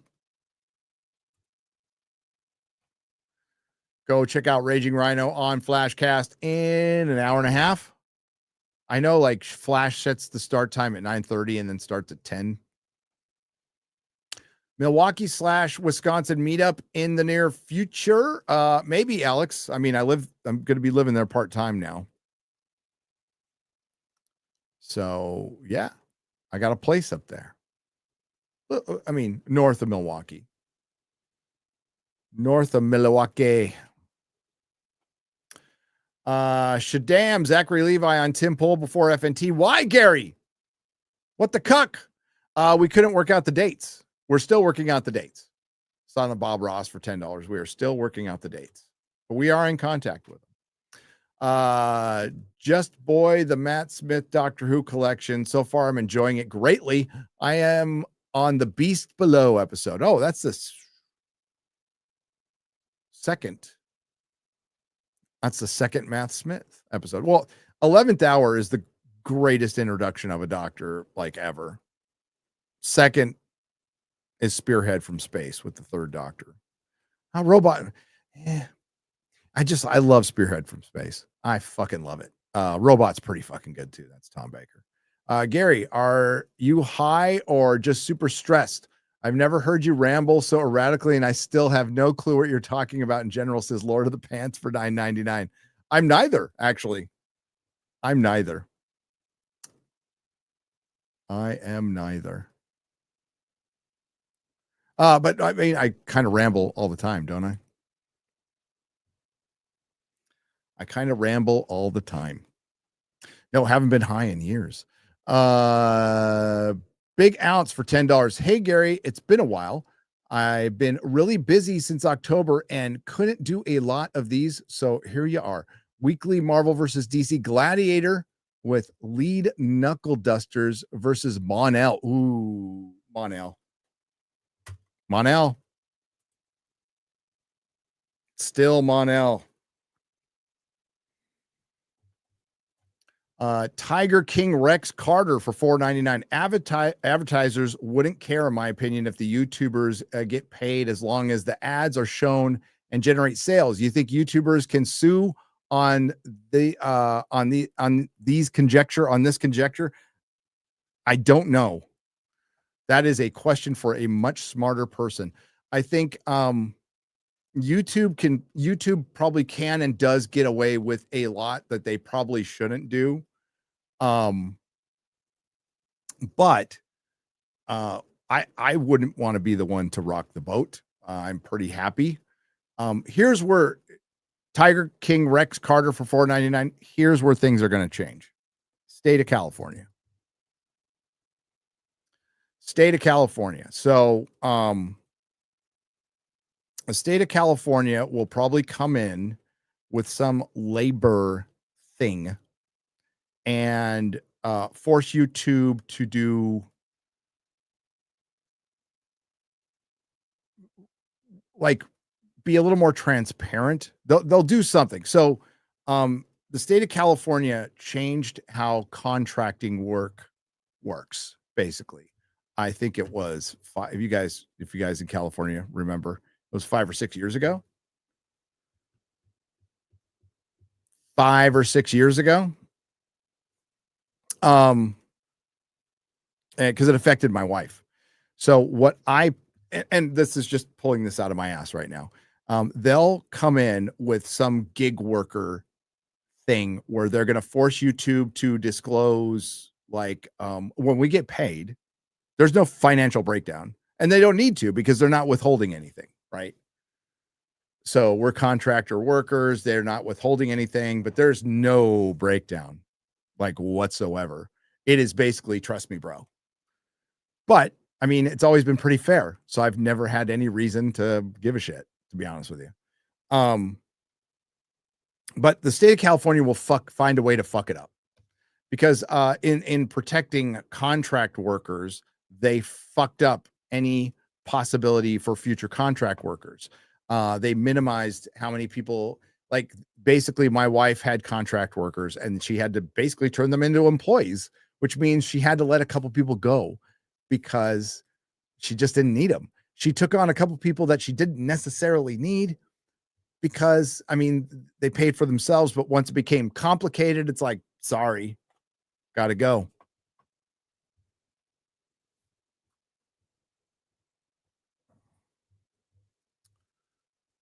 Gotta go.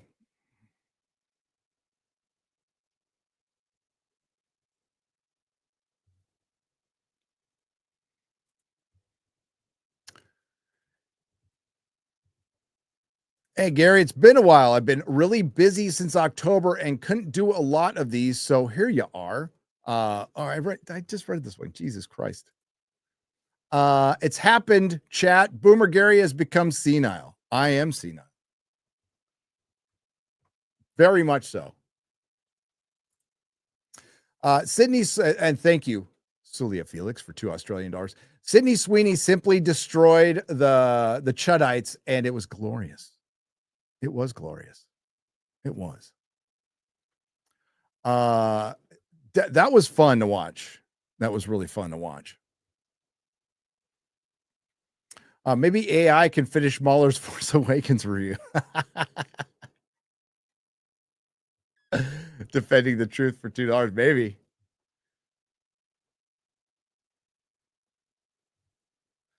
Ministry of Wrong Thing. He copied my whole flow, word for word, bar for bar.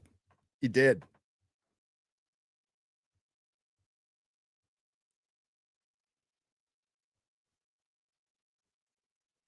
He did. Topo Chico. My favorite.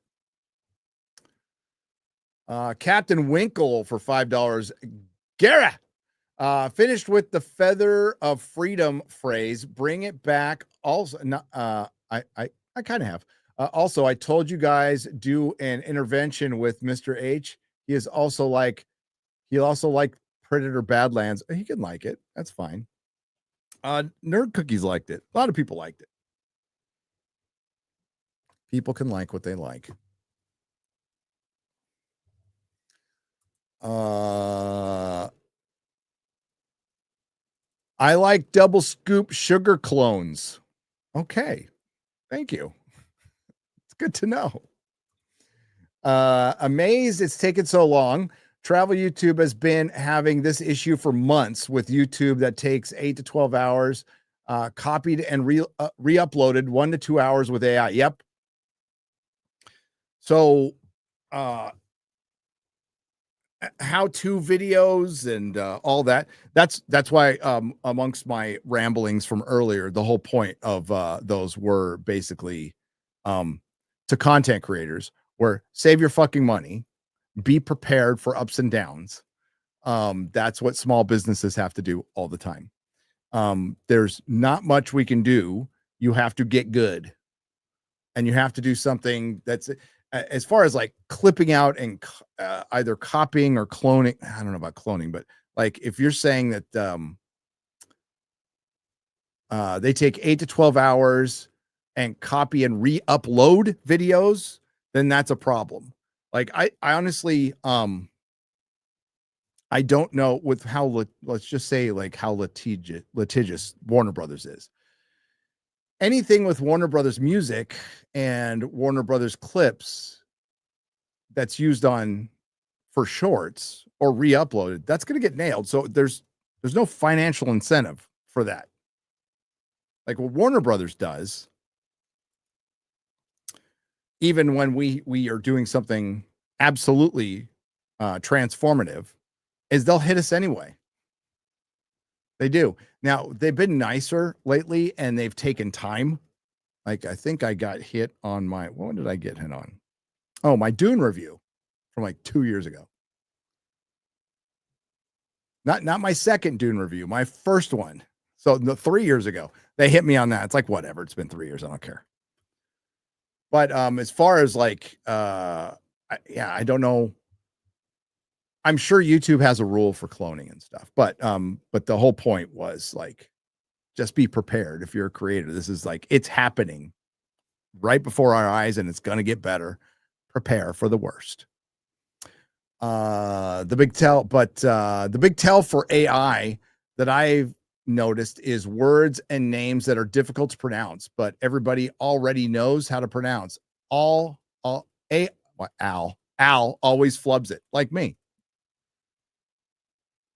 But it's going to get better at that. But yeah, it is a tell. Daniel Moore for $5.99. I'm obviously not blaming you because it's my fault, but I always miss the super chat reads because of my schedule being out of whack. But anyways, hail. Sorry your schedule's out of whack, Daniel. It'll get whacked, re-whacked, unwhacked soon. Monza Madness. NBC Universal buying Warner Brothers is the best option. Sad as fuck. It kind of is. It kind of is.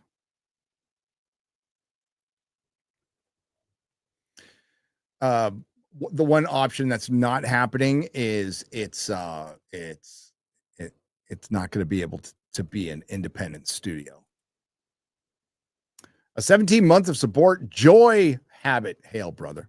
Support Gary's Joy Habit. Hail. Thank you. Toxic Man Flu. Hail. Just saw you on Nick Freitas podcast. Thank you for always sharing your experience, strength, and hope each week. Oh, yeah. You posted that today, didn't he? Thanks, Nick. Nick Freitas, not Nick Fuentes. Okay, Nick Freitas. John Orchard for $10 says, Gary, you've always been honest and real. I've been following you for years. You have always been cool. Thank you. Even when I met you. If you can make it, so can I. Enjoy Egypt. It's a cool place. Cheers. I'm a big dummy. If I can make it, anybody can. I mean, and make it like on YouTube is relative, right? You can have tons of fun and it really doesn't matter, the subs. I mean, and it will grow, especially if you make videos and making videos is the key. Like for sub growth, you have to make videos. You just do. It's never going to be friendly for streaming growth here. It just isn't. There are exceptions to every rule, but streaming's pretty fun. Jackson Cagle, thank you for the $2. I appreciate it. Thank you. Thank you. The People's Doc for $19.99. Gary, can't wait for the book to arrive. Went through my struggles in my early 20s and haven't looked back since. Love listening to you. God bless. Thank you. Thank you.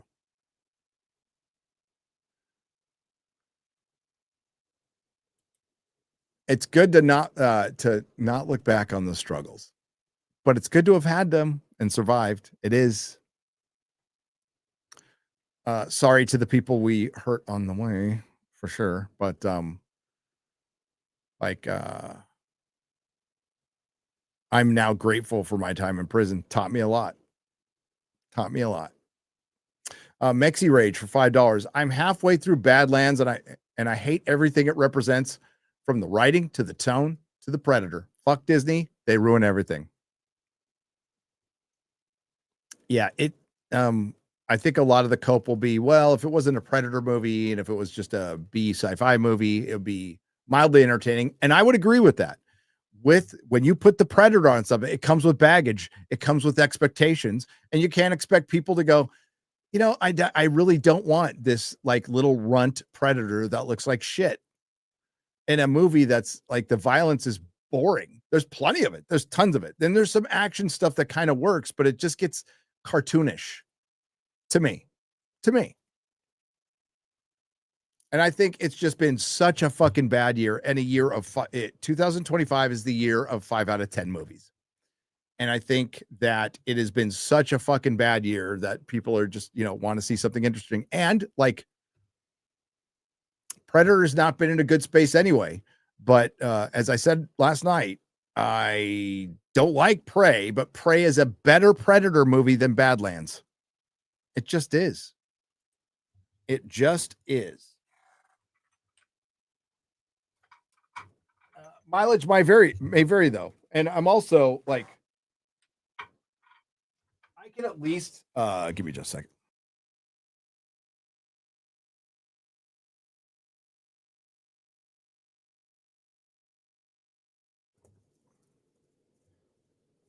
Did not want to cough at you. I can at least understand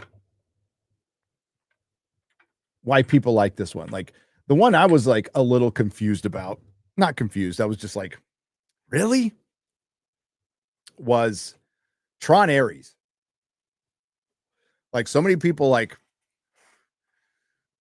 being stans. Do we say that anymore? I don't care. I just did. So we do. Being stands for Tron Ares. And I'm like, that is like in the Disney playbook of franchise destruction. It hit every bullet point. I don't know how anybody could like this movie at all.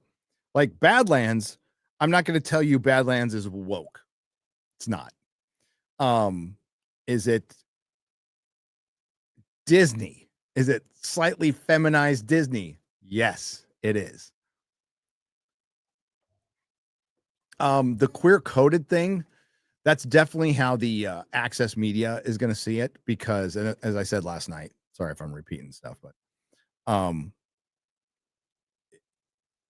like the whole runt of the litter and outcast, the LGBT community, particularly with X-Men, if you're following me on this one, has really think that like being an outcast is their domain now.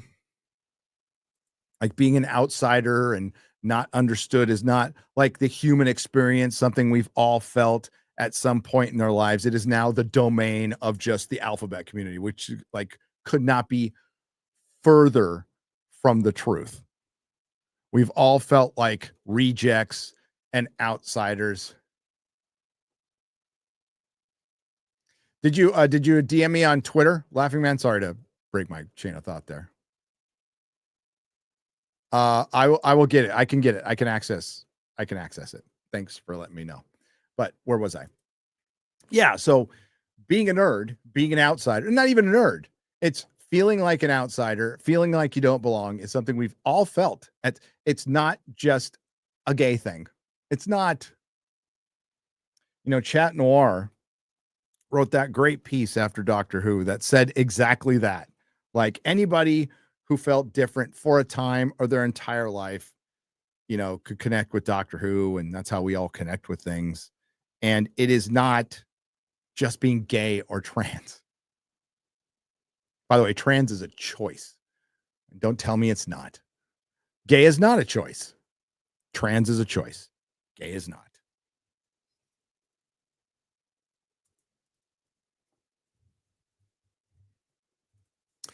Let me check on that. Laughing Man.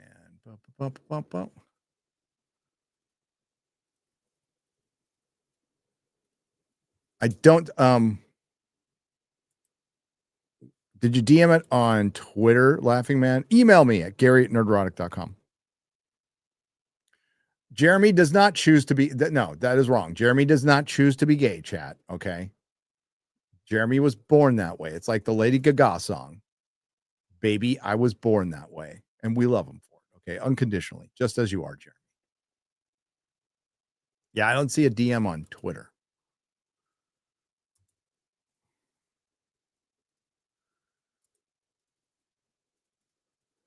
I don't.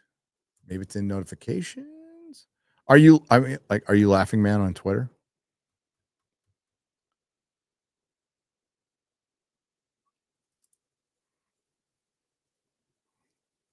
Is Jeremy in the chat? Or just people calling him? Is he just catching strays in my chat?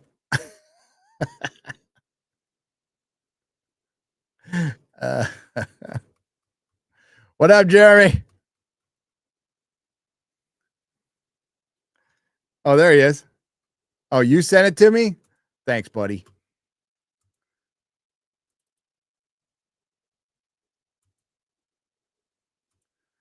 All right, let's see what this is. Oh, shit. Okay. Hang on. I'm sure this is absolutely real, by the way. Has to be, right? With our discussions of AI today. Hail, Jeremy.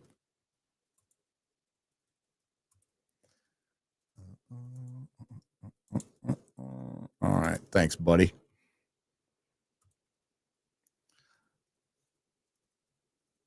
All right. Let's see this completely. Man, I must have missed this episode of Jeopardy, Jeremy and Laughing Man.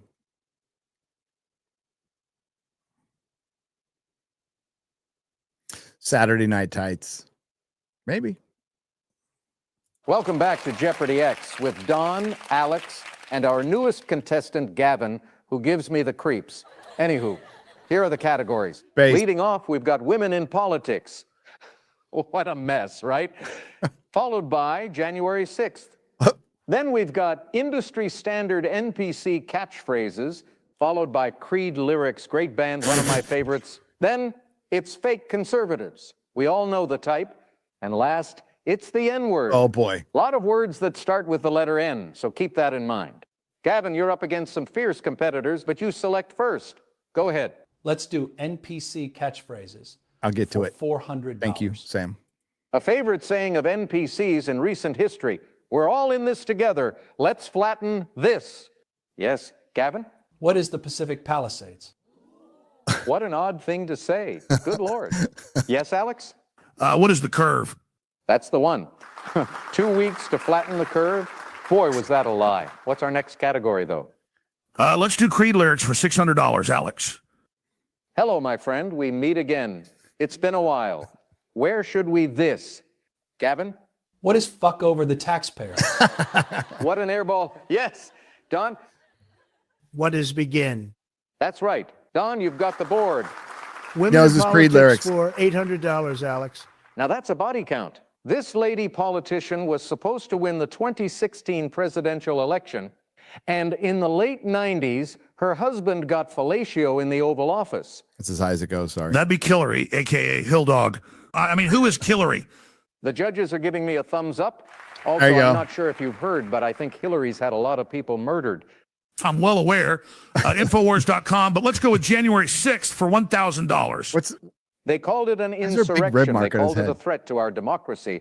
They called it the worst thing that's happened to our country since 9/11.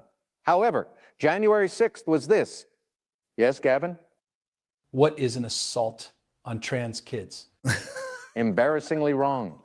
And I suspect that you're a pervert. Yes, Don? What is an unguided walking tour for unarmed senior citizens? Perfect response. Don, go ahead. This Let's is totally try real, by the way, fake not AI. conservatives for $800, Alex. This South Carolina congressman has never heard of a war in the Middle East. He didn't want to fund. Also, he's a bit of a pole smoker and has a woman's name. Easy money, Alex. Who is Lindsey Graham? Bingo. Smoker. Lindsay loves raw tube steaks and subverting the Constitution. Don, what's our next category? Let's go with the N word for $600. Answer. Daily double. Don, what'll your wager be? I'm all in, Alex. This N-word used to be out of fashion, but it's making a comeback, and it's all the rage in some circles of political extremists. Those are some nasty, nasty people who use that N word. Very disgusting individuals. That N word, however, is Nazi. Sorry, what is Nazi? Nazis don't exist, but they call people the name to justify harming them. It's as clear as day to see the dynamic at play, unless you're retarded. Don, next category. Go ahead. That might be the greatest episode of Jeopardy ever. It might be. What's Please Berserk? Like the I was going to say anime. The manga? The manga? I have it. Thanks to Mark the Cyborg. He got me into that. Okay, so hang on. We're looking at Trish. Here, I got to mark where I was.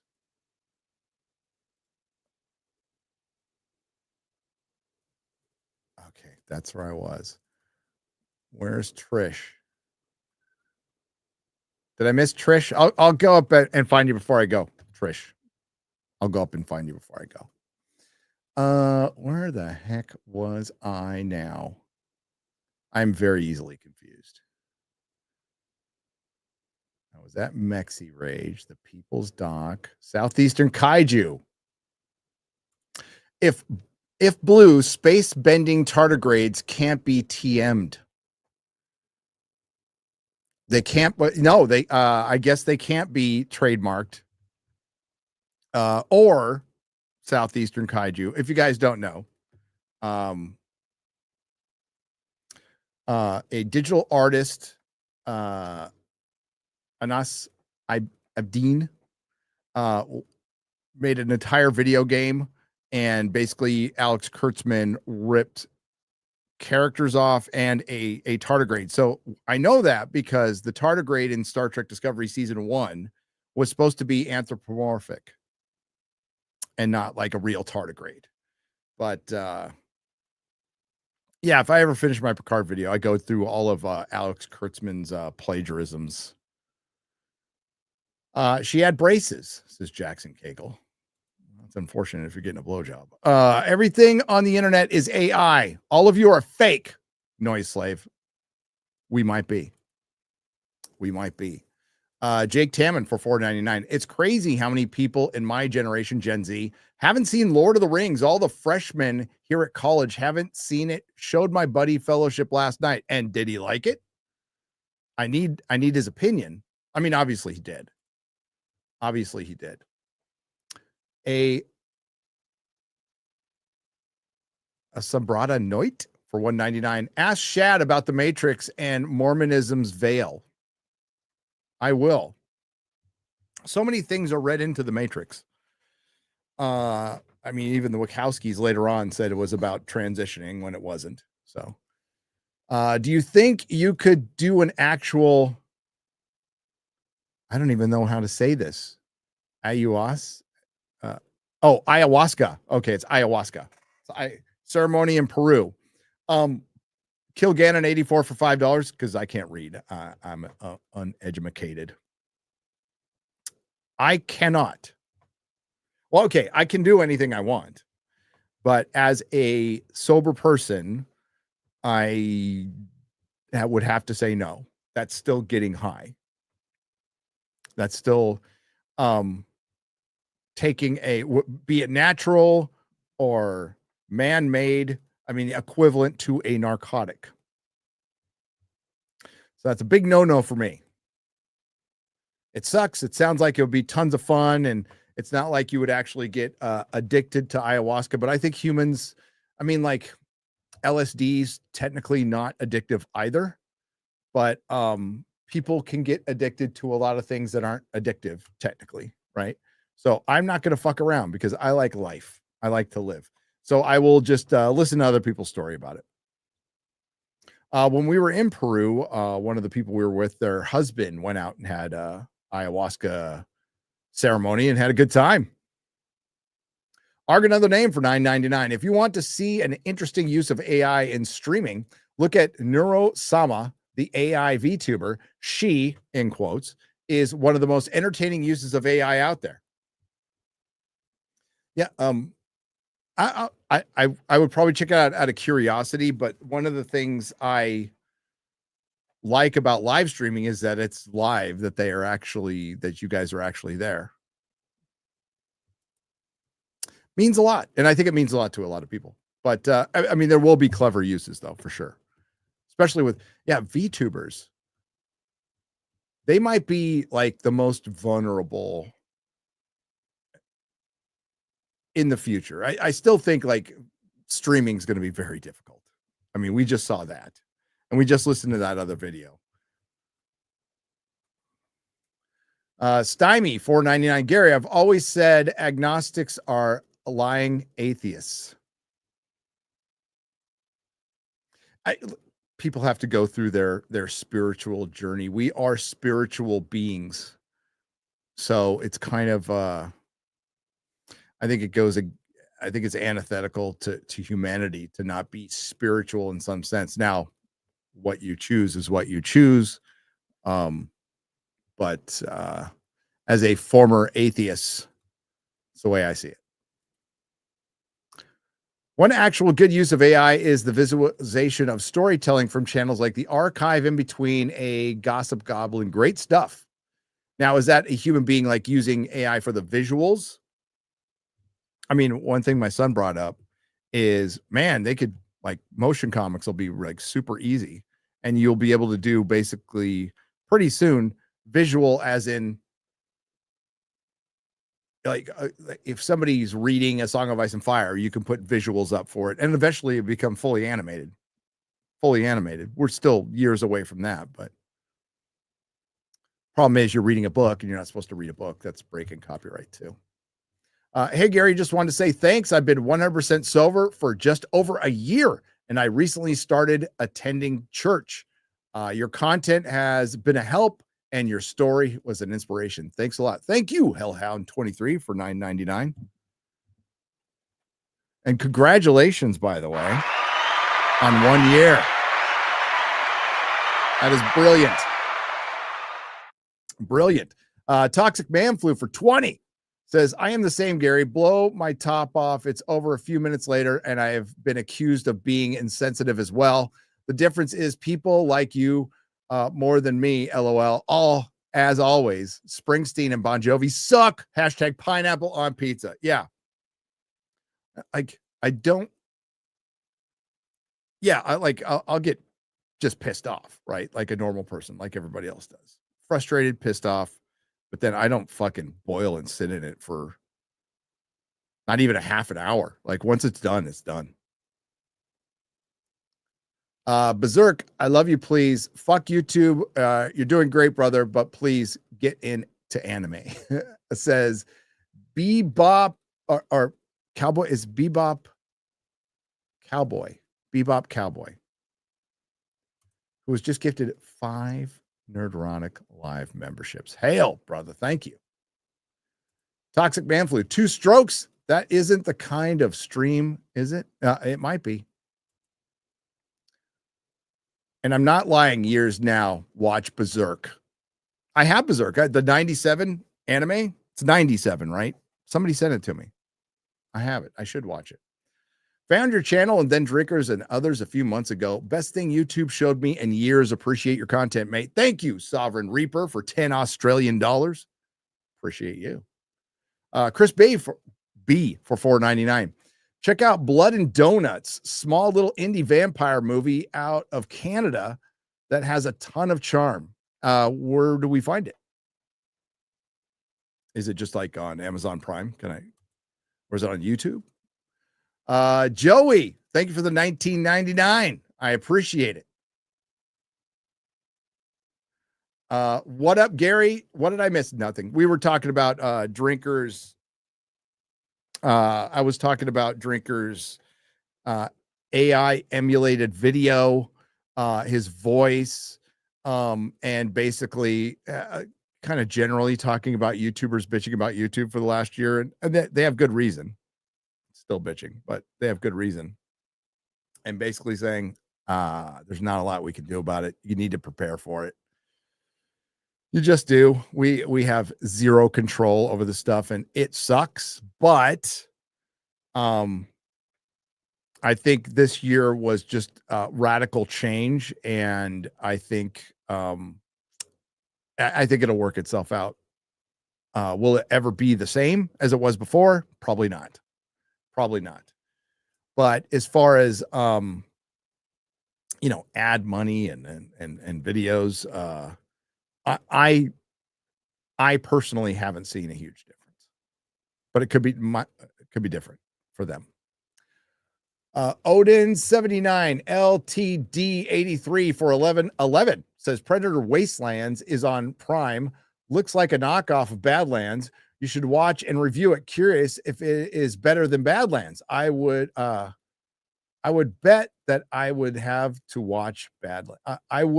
But then I would have to watch Badlands. Yeah, don't watch Badlands. Unless you want to. Health Minister of Belgium for $19.99. The only person on that should be facing Nuremberg trials are the people that voted for me for health minister. Oh. Are you still health minister? Are you still the health minister of Belgium? I got to look. Current health minister of Belgium.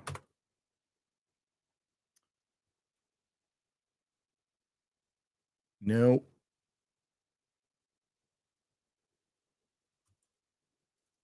Oh, she was out in 2020. I was going to say, did she die?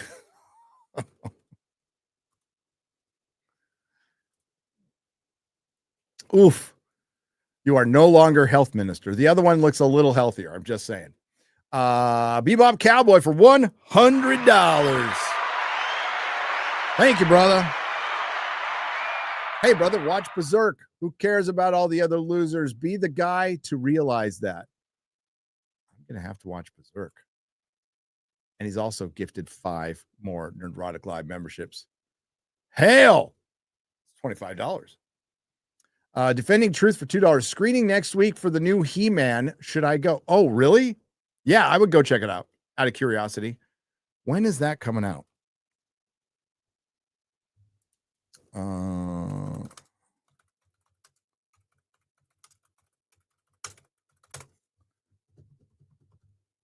June of 2. Man, you're seeing it early. That looks animated though. What's the live action one? Yeah, June of 2026. So you're seeing like a test screening. Yeah, go. Definitely go. I wouldn't miss that. I wouldn't miss that at all. Hi, King Feanor, Alpha Chad, a Middle Earth for $2. Hail, Fellowship. Hope everyone is well. Hope you are well, brother. Good to see you. Thanks for popping in. I was like, you probably didn't work today. It's Saturday. I was going to say, hope you had a good day at work. Did you check out Richard Hammond Garage? I have. Like, not in real life, but the show. Yes. Yes. I miss the Grand Tour so much. We'll get Clarkson's Farm season 5, and that probably will be it for Jeremy Clarkson. That's sad, but he's getting up there. Guardians of Geekdom for $10. Gary, do you have the patch still I gave you from SpaceCon, the retired guy with his daughter? I do. It's I'm going to point where it is. So it is above my monitor that's playing the Two Towers right now, which is above my 1/6 scale Lord of the Rings figures. So it's right there. Thank you for the patch, brother. I put them all on my wall because there's space for them. Geo Stone for $2 Australian. Who can hold the alcohol the best out of the group? Well, I would be the worst. Who can hold their alcohol the best out? It's X-Ray Girl. I think that's been proven many times. Is Frankenstein Rock Hudson positive? I hope not. No. Not that I know of. I mean, do you mean, does he like girls? Is he gay Frankenstein? He likes girls. He definitely wants a mate. And it wasn't a dude. I said the other day, you got me into Ash versus Evil Dead and just finished season 2. It's fantastic. Is there a comic book run for the world you recommend? There is. Yes, there is an Ash comic book from, it was Dynamite, right? It was Dynamite. But yes, I'm pretty sure it was Dynamite. Who did the freaking Ash comic series in the mid 2000s? I've slept since then.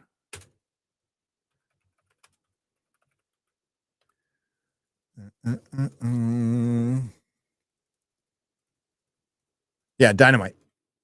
Previously at Dark Horse. Dark Horse did Army of Darkness comic adaptation, which is fucking fantastic, by the way. And then Dynamite did, and dude, there was a bunch of like really cool team ups. Very cool team ups. There was Ash versus Marvel Zombies.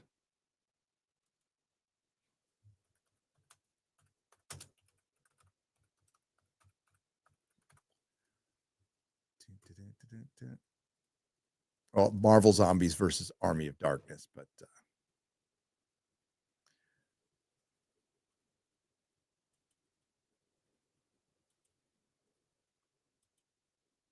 there we go.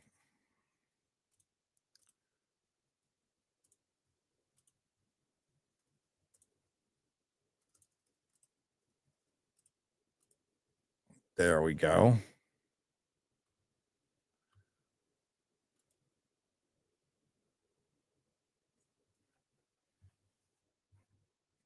It's a very cool comic. Marvel Zombies versus Army of Darkness. I can recommend. I can recommend.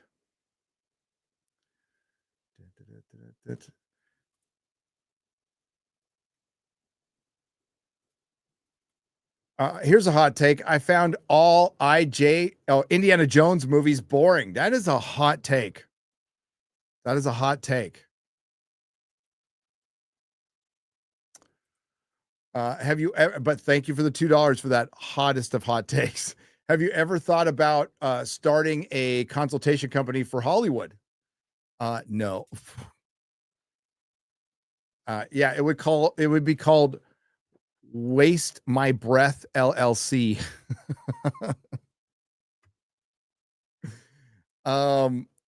I've talked to some people who have asked, and I'm happy to do it, but they're not going to listen to me. They're not. And why should they? Horror Amorata. The Abysmal Adventures says, since you're being daring and brave, I also agree Indiana Jones is a better trilogy than Star Wars, but I honestly just wanted to say hi. Hi. How are you? How's Sheep doing? Sheep. Gary, please record a video of your trip to Egypt. I will, Sindek. I promise. There'll be lots of video. I agree with everything you say, Gary. Wow. Should just end it right there. Except the Dark Knight trilogy is the second best after Lord of the Rings, followed by Bayform. Oh, come on. The Dark Knight trilogy cannot be considered because you might as well put the Raimi trilogy in there. You might as well put the Raimi Spider-Man trilogy in there. Then. If we're gonna count shitty third movies, that's right, Jeremy. I know you're out there still. Then we can count Spider-Man 3. Bully Maguire, Magic Knee Brace. Pick your poison. Pick your Bayformers. In Wisconsin now, near Green Bay, says Alex Belfort. You must be. Oh, is it cold yet? I don't think. Is it snowed yet? Probably has. Yeah, the winters up there suck. Brandon Martinez for $5. Hey, Gary, heard you on Nick's podcast earlier. I've been through abuse too with my parents, and it's affected me, man. I am today. I'm 30. It's affected the man I am today. I'm 30. Any advice? I don't know if I mentioned it there, but I mean, definitely talk to somebody. I don't know if it's led to addiction issues and stuff, but definitely talk to somebody. And the hardest part to do is forgive your abuser, but you have to do it because if you don't, then they win every fucking day. And it's just something for you. It's not really for them. Doesn't mean forget, but it really helps you let go. I mean, there's way more to it than that, but I mean, definitely talk to somebody. Brandon, sorry you want to do that. Gary, would you see The Glory of Gondor restored? I would. Boromir of Gondor for $4.99. I would. The Sons of Gondor have returned. If only John Milius had directed 2 more Conan movies. I know. Diego Salazar. The great John Milius. Conspiracy time. How wild would it be the secrecy behind the untitled Spielberg UFO movie is related to 3-Eye Atlas and is meant to help prepare for us for first contact? Well, that has been a conspiracy since Close Encounters of the Third Kind. And maybe it's coming full circle. You never know. Problem is, 3-Eye Atlas will be long gone by the time that movie comes out. As a matter of fact, it's I think it swings it back around December, and then it's gone. Thank you, Adrian. Thank you. Jim Watari for $20. Peeves has been restored in the Audible full cast, but he has. They have Peeves. Peeves is there. We love Peeves. Eric K for $10 says, rest in peace to the 300. Oh, I saw that. Ostriches murdered by the Canadian government. They were all those people's pets, some as old as 35 years. Imagine if Emmanuel Todd Lopez, the emu from Knuckle Bump Farms, was killed. Yeah. And wasn't the science a little iffy on whether it was bird flu or not, Eric? Is that was the whole, I mean, I don't know much, but fuck that. I mean, talk about conspiracy theories. Governments prepping for action like that. Yes. They start with a squirrel and some ostriches.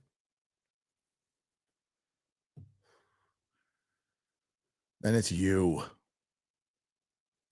Hawk23 for 10 Australian dollars. Would love to hear your musings on Mr. In-Between, the greatest production from Oz since Mad Max. Classic Oz humor and violence. Whole series, only 8 hours of pure greatness. People have recommended that before. I need to see it.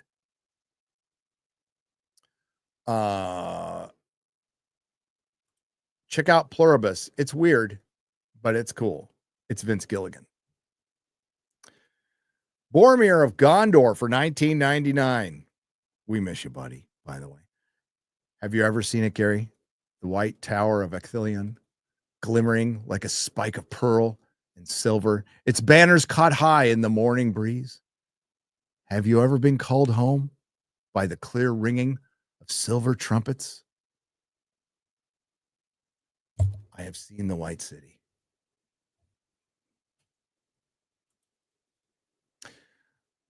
I hope to make an anti-woke beat 'em up Disney game. That'd be fun. It doesn't necessarily have to be anti-woke. You could just make it a beat 'em up Disney game. I mean, it all says it right there. Side scroller. Heard that Johnny Depp wants to produce a reboot of The Ninth Gate. That'd be cool. Black Ring Wielder. I'd watch it. He's going to be in, God, they added somebody to the cast now who's really good, and I can't remember. He's going to be in A Christmas Carol.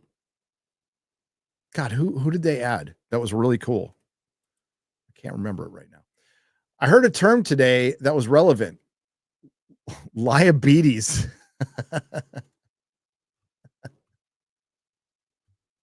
Why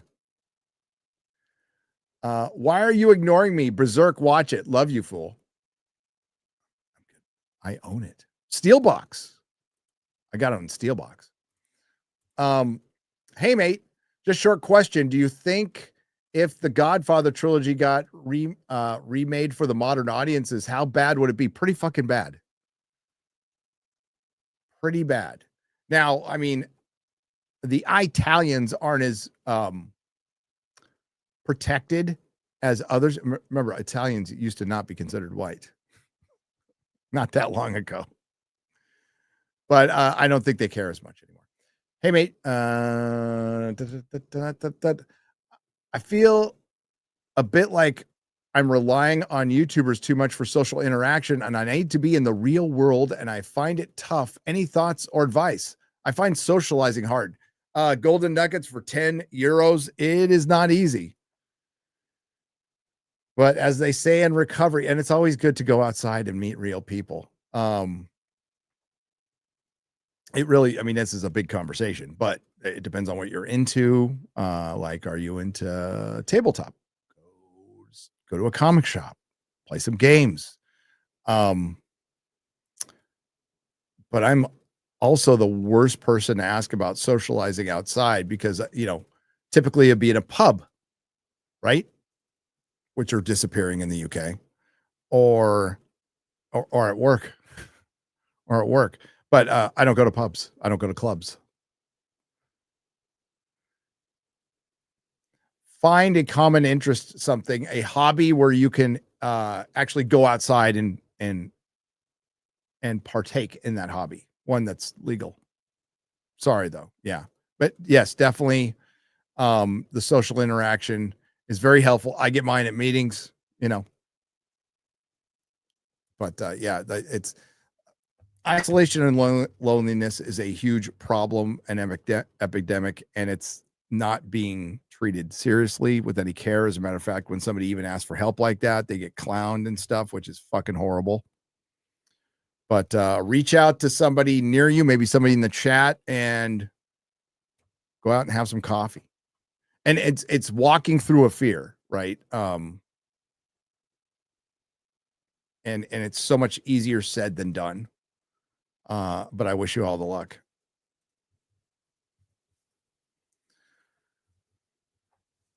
Hey, Gary, Sam Roth wants to know if you saw some interview with Nick Fuentes. I also wanted to answer it myself, but won't speak for you anymore.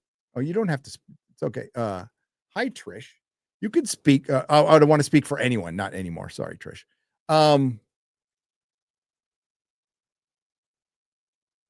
I don't watch Nick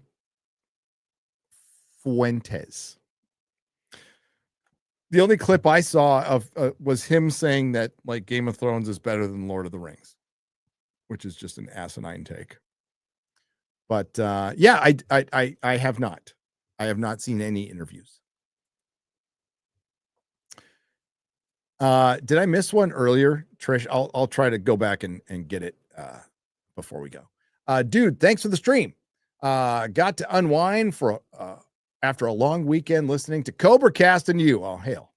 Did you know his favorite song is Some Gay Ball by from Billy Ray? Actually, I did. How about a review of the Harry Potter Audible? Mark Addy is great. Wired Eddie for $1.99. I plan to do that when I finish. It'll probably be on daily, but look for that this week. I should finish by tomorrow. I'm liking it a lot. What's pineappling, Gary? Minor zircon for $2. Not much. Although pineapple pizza sounds good. Can't have it, but sounds good. TJ Crink for $2 says, you didn't play the full Pixar AI thing on FNT, please. Yeah, I forgot. We totally should have done that. That was fucking crazy. Maybe we'll do it on Real BBC. Or we can do it next week on FNT. I just got to remember. Remind me, but just you don't have to send a super chat. Just remind me in an email or something. Ministry of Wrong Thing for $1.99. Today Cobra, a homosexual digital content creator. Maybe the AI one is gay. Saturday Night Sights. It's just 3 hours of Sydney. 3 hours of Sydney, says Daniel Moore for $2.49. Bebop Cowboy, please, Berserk. I will. I can't ignore you. I will. Thank you for the $10. Finally got around to Primitive War. Was fun, but no way they don't slaughter dinos left and right. 5.6 is gonna lay waste to the overgrown chickens, and even the Rex would feel the 3.0 hate. Griff Nizzle for 20. I mean, you're right. It's a bonkers fun movie that makes no sense, but it has no business being as good as it is because it's just fun. Yo been bamboozled for $10. Just wanted to say hi. Hello.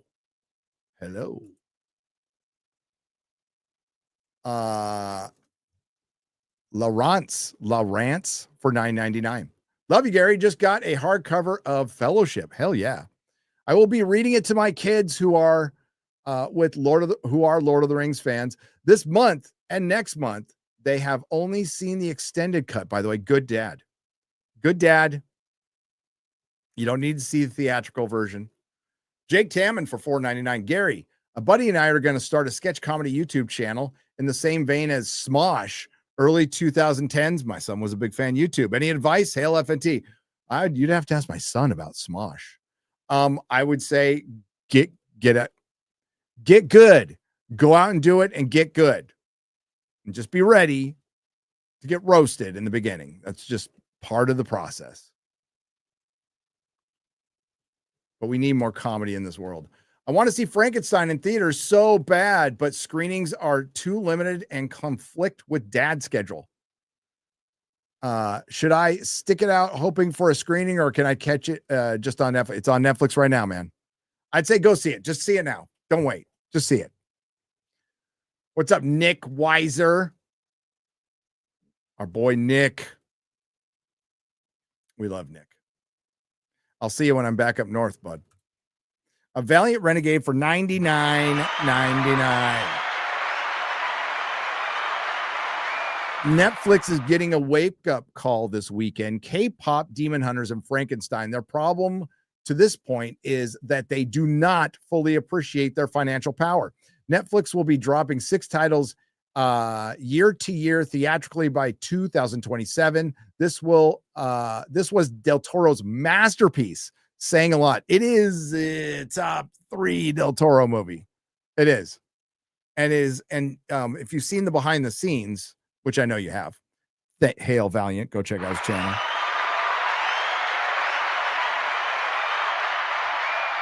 He said Mary Shelley's Frankenstein is his Bible. And he's been wanting to make this his whole life, and it shows. It just shows that his love for this story comes through in this movie. My only criticisms, and these are minor, is they left out pretty much the bride, and they really don't get into science. But those are minor complaints. They focused on Frankenstein's monster and the monster. And of course, as the book shows, you see who the real monster is. But much a different ending. We'll say it's a different ending that I liked. Chad Admiral Thrawn for $2. Speaking of 1/6, you check out the HT Grievous. I have not. The Hot Toys Grievous. I have not.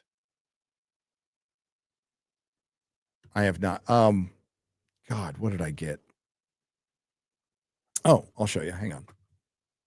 I'll be getting into older shit.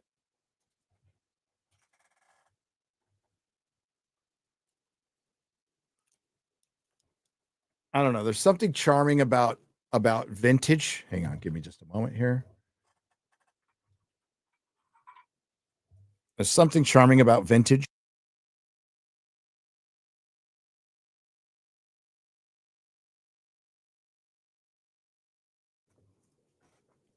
Hot toys are awesome. But they can be like there's too much stuff. Like my 1/6 scale Lord of the Rings, I have them all. Like the leather degrades. You have to be really careful with these things. Like really careful. So there's something to be said about good old Medicom. If anybody remembers Medicom Real Action Hero, they predate Hot Toys. And they did some Marvel stuff that was all comics. This one was actually kind of hard to find. It's not expensive. It's like the Punisher in his classic costume. It's freaking awesome. And I like completely forgot about it. I'm like, God, I sold that back. I sold it. I remember the day I sold it in my store. I sold it the day Ray Stevens came by. But I'll check out the Grievous.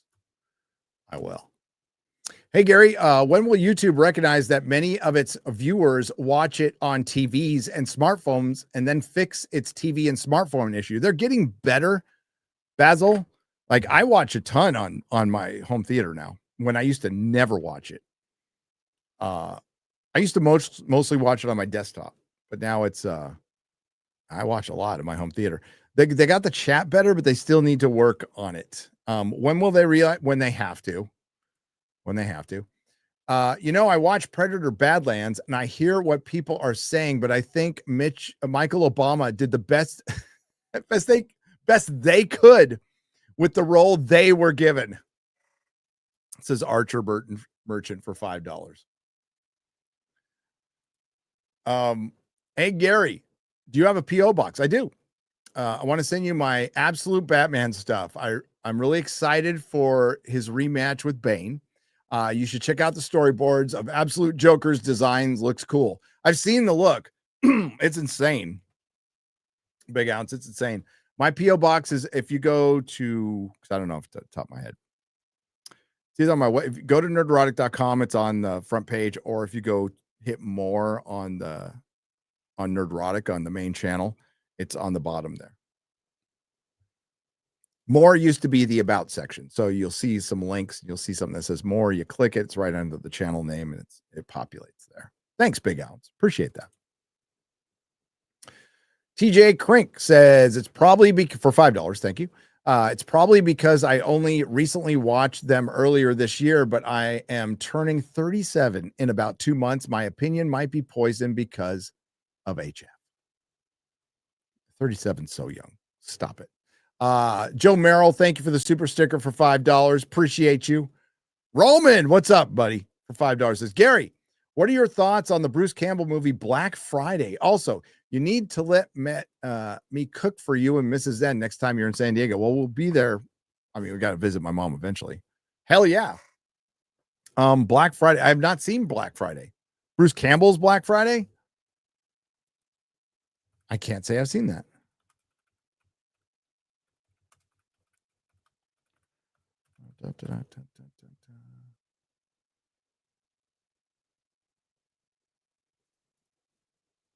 Oh, it's a Christmas movie and it came out in 2021. Yeah, it did. Well, I'll let you know. I'm going to watch it now. Fucking completely missed that one, brother.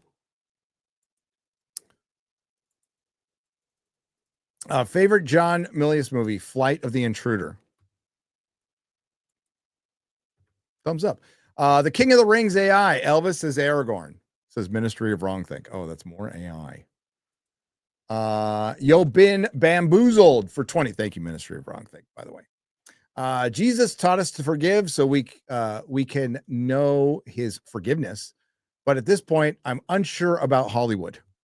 That is up to you. That's an industry. I think Jesus was telling you to forgive the individual. I don't think Jesus would. I mean, I don't think he would have been a big fan of Hollywood. Sitting with the wife in the house we just bought, watching ND versus North Dakota versus Navy. Notre Dame. Listening to Gary, go Irish. He says Gus Webb for $5. Go Irish, because he said ND, like North Dakota. Go Irish. I'd have to go for Navy because my dad was in Navy, not because of fucking Ryan. Hell no. No, but go Irish. Go. I don't care. Thomas Montalbano for $19.99 says, just saw your interview with Freitas. Loved the conversation. Definitely check out Mr. In Between. Oh, yeah, many people have told me to see that. My problem with Pluribus is Triple Horn died of a heart attack a few months ago. Also, it's clear Gilligan didn't do any research into romance novel genre before doing this. Oh, Usagi Akimbo. Triple Horn. Hang on. Janine?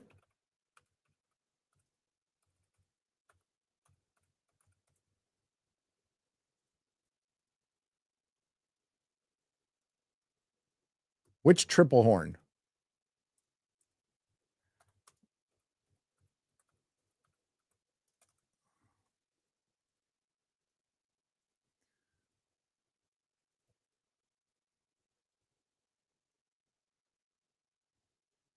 Did Janine Triplehorn die?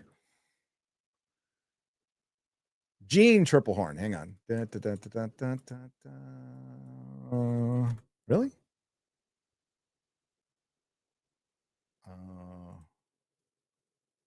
Still alive.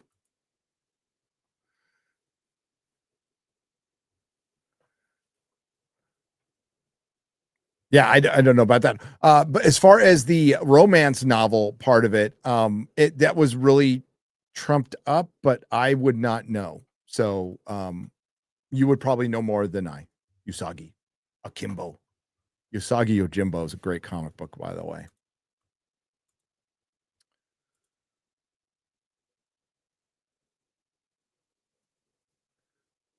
Mr. In Between, I have not seen it, but everybody's telling me I should see it. I'm feeling the peer pressure. And I will submit to it. I will. But it says Janine Triplehorn still alive. Was she in Pluribus? Did I miss that part? I don't remember seeing her name. I don't know what that one's about. I'm a little confused about that, but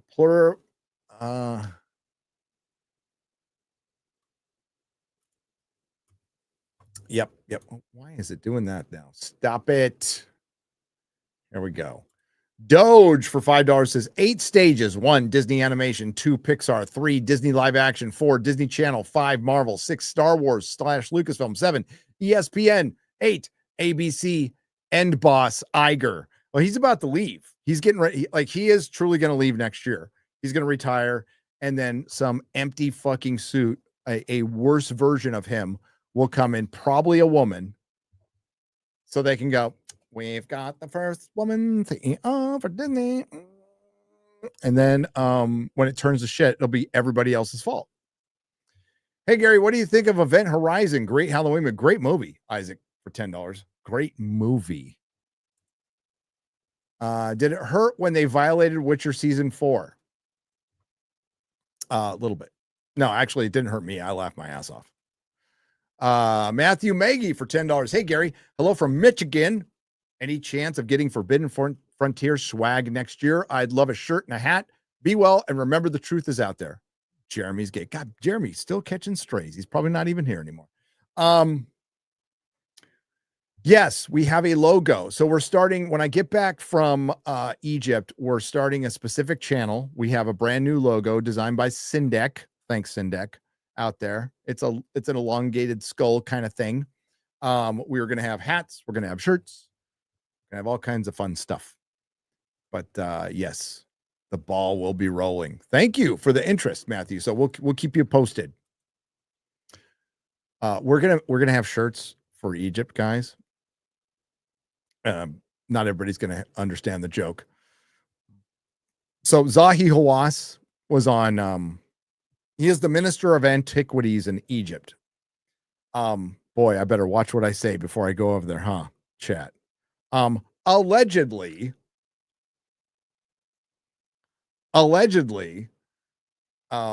he is a little corrupt. And he also doesn't like non-Egyptian Egyptologists, and he's very, very much the academic road on what the pyramids are and stuff. Completely opposite of what I am, which is they were a power plant of some kind. They were never a tomb, ever. And they are, at least stages of them are much older than what people say. They were not built by Khufu. So I'm being very nice. I'm about to go to his country. But he was on Joe Rogan, and Joe Rogan's calling him out all the time. And he's like, how did they make the pyramids? And he's all, it was a national project. Like there was some like mass patriotism in the Middle Kingdom. And it wasn't like slaves. So he was like, they were really proud of what they were making. And it was a national project. And it's in the book, Joe. And it's a national project. So we're making shirts that say national project. And we're going to walk around the pyramids with those shirts. Trolling Zahi Hawass. Just hope he doesn't see it, because he is kind of petty and we could get in trouble.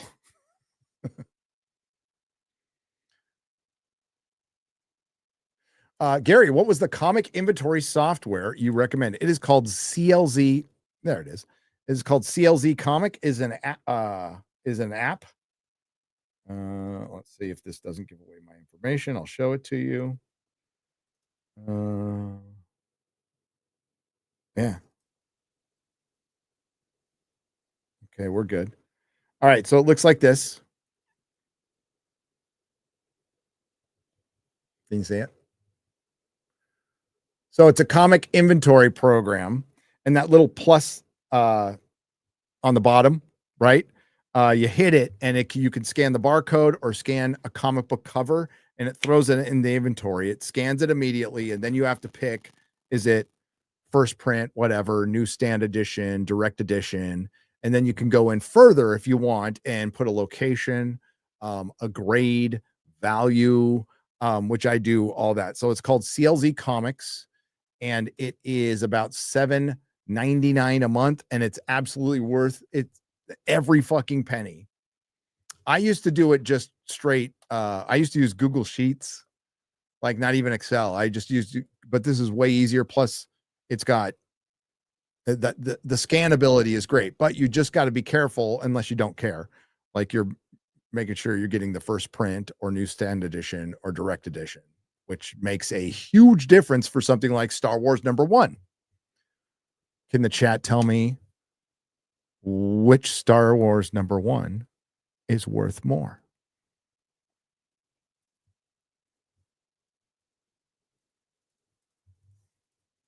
Boom, boom, boom, boom. Because there is one that's way more rare than the regular one. From Marvel, the real Star Wars #1.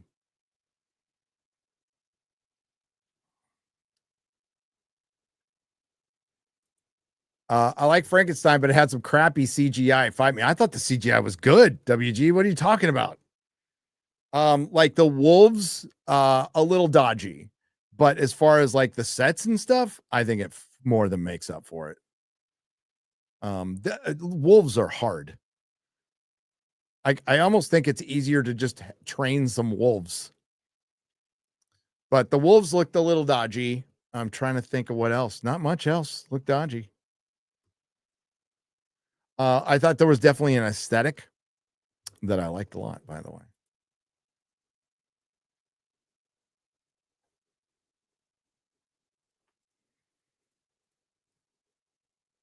Yeah, there's a direct edition and a newsstand edition.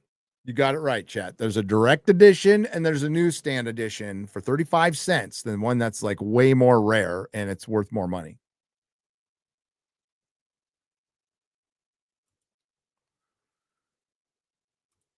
Tiffany Forward.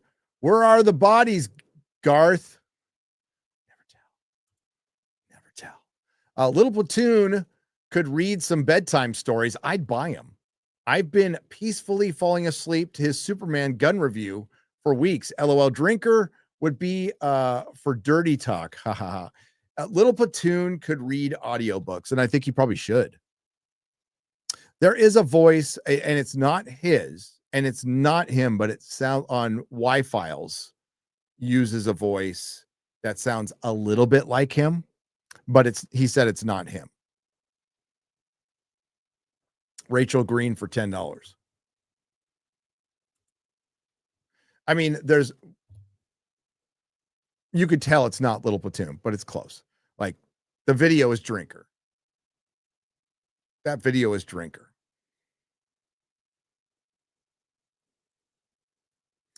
But people have used Jeremy's voice, people have used my voice, people have used Drinker's voice in the past, and as parody. I think it's kind of fucking funny, to be honest with you.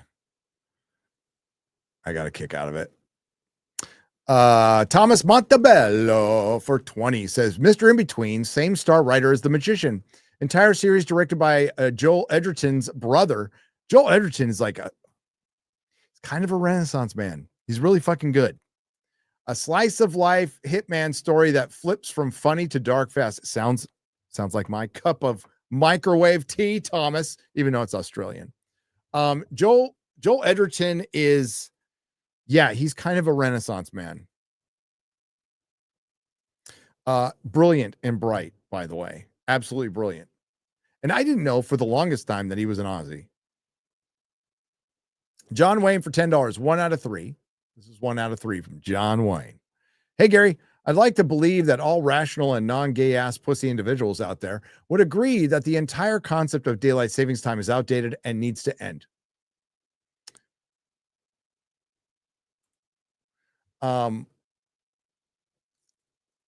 I not only want daylight savings time to be permanent, but I also want to be 2 hours ahead instead of just 1 and enjoy those 2 extra hours of daylight in the evening after work, especially during winter. Sure, it may cause millions more casualties from automotive accidents due to early commutes in the dark, but for purely selfish reasons, those are casualties I'm willing to accept. Your thoughts? I'm with you, brother. I'm with the Duke. I'm with the Duke who hated fucking commies. God, we miss John Wayne. He should have never played Genghis Khan. Playing Genghis Khan killed you, brother.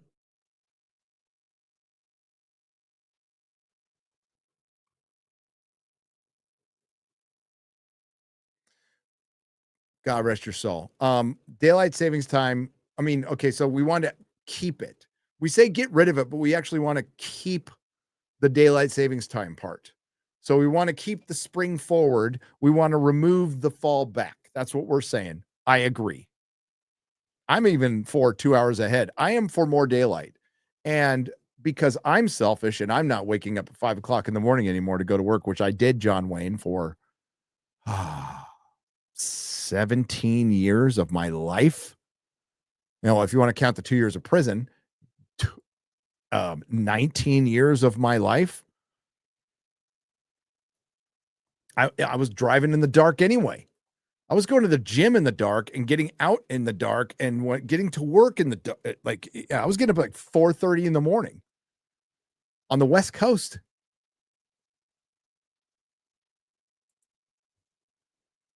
I remember those days.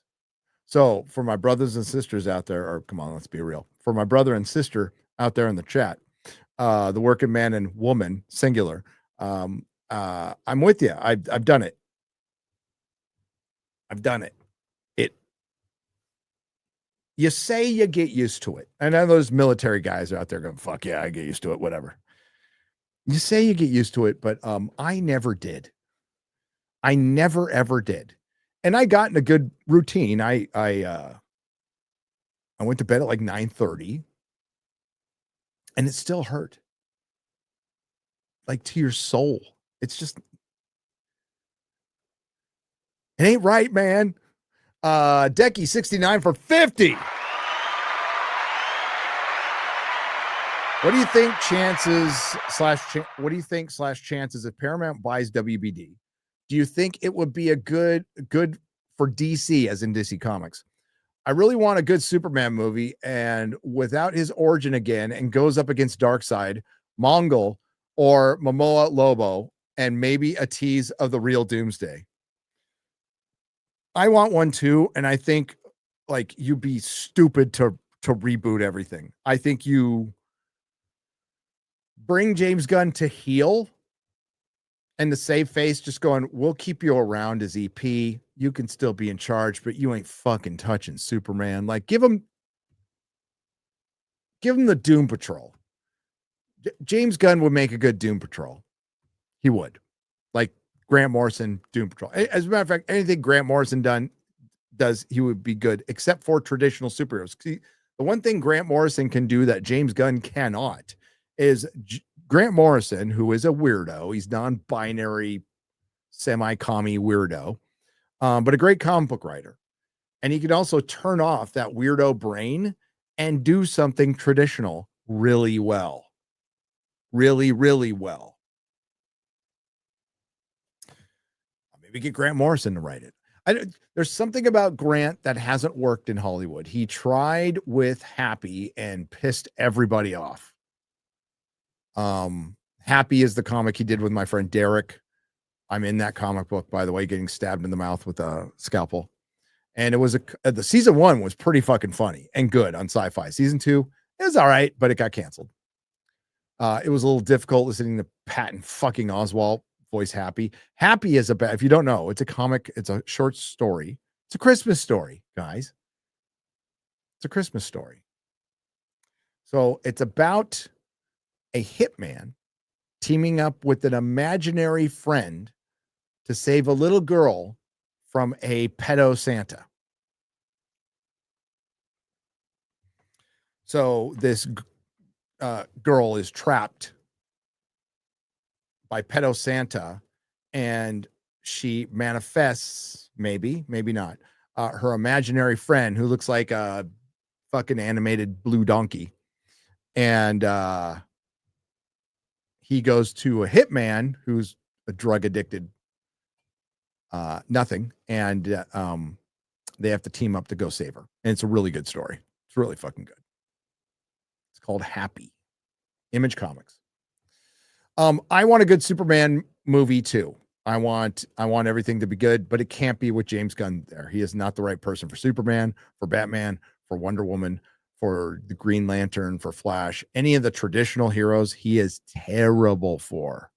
If you want to keep him on a Suicide Squad, or you know what? Let's have a compromise. Go make your fucking Peacemaker show on HBO all day long and leave the superhero stuff to people who understand it. But what's going to happen is they're going to forge ahead because they have no other choice. And the only question will be, will James Gunn be able to listen to the criticism, understand what people have a problem with, come to the reality that he has to do something way more traditional and much better that is much more successful, or he will be gone.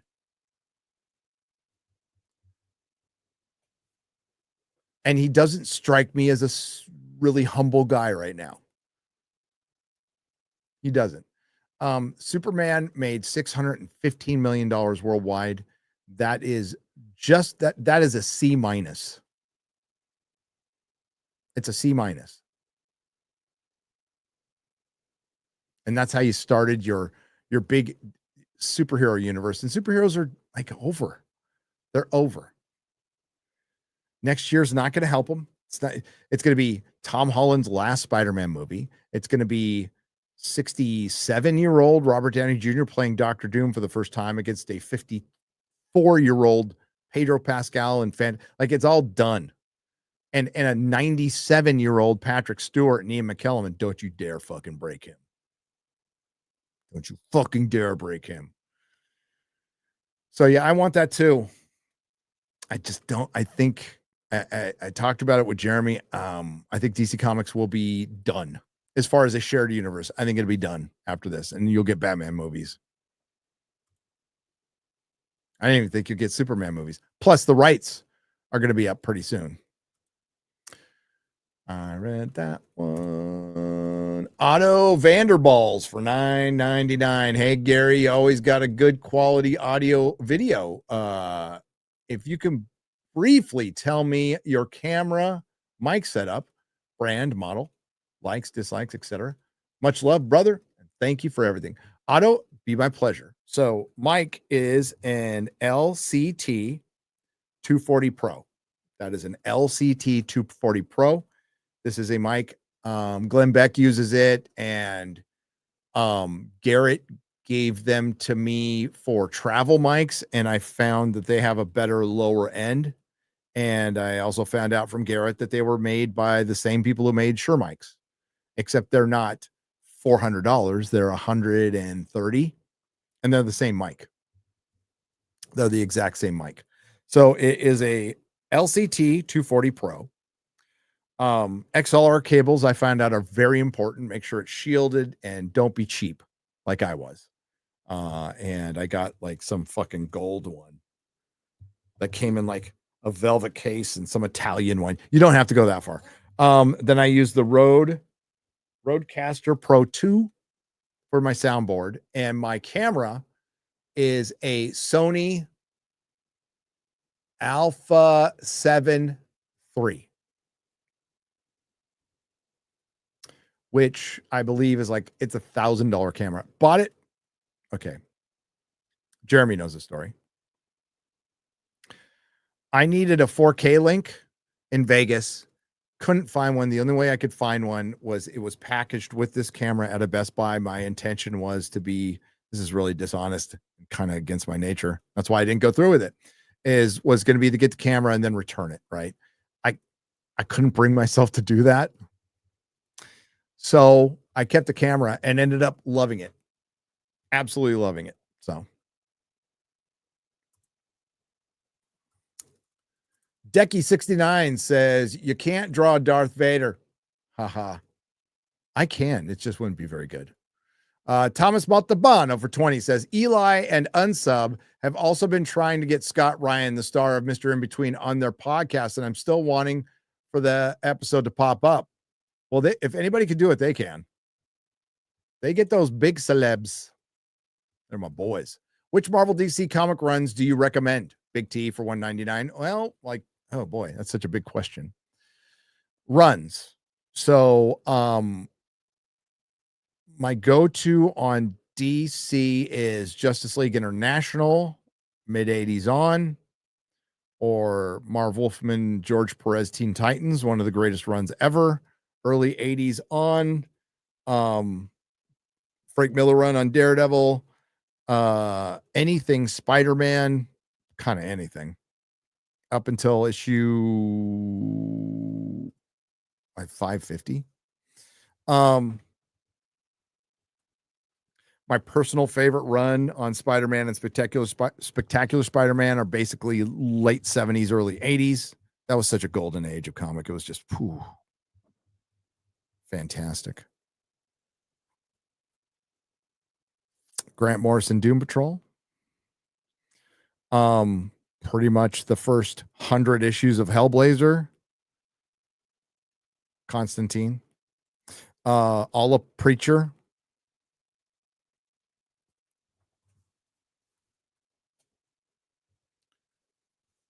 When Sal Buscema was on Hulk, that's in the 70s. Those are some of the best. Oh my God. Kirby Thor, Simonson Thor, either one's good. Todd McFarlane's Hulk was really fun. That run. I mean, he didn't write it, but he drew it. Roy Thomas, Savage Sword of Conan. It doesn't get any better. Hey, Gary, what day at time is the best time to call you? Never. I don't answer my phone. You can call me tomorrow during the day. But usually Thursdays and Saturdays are my off days. Syndic. But you can talk to Mel if you need to answer any questions. She'll pick up anytime.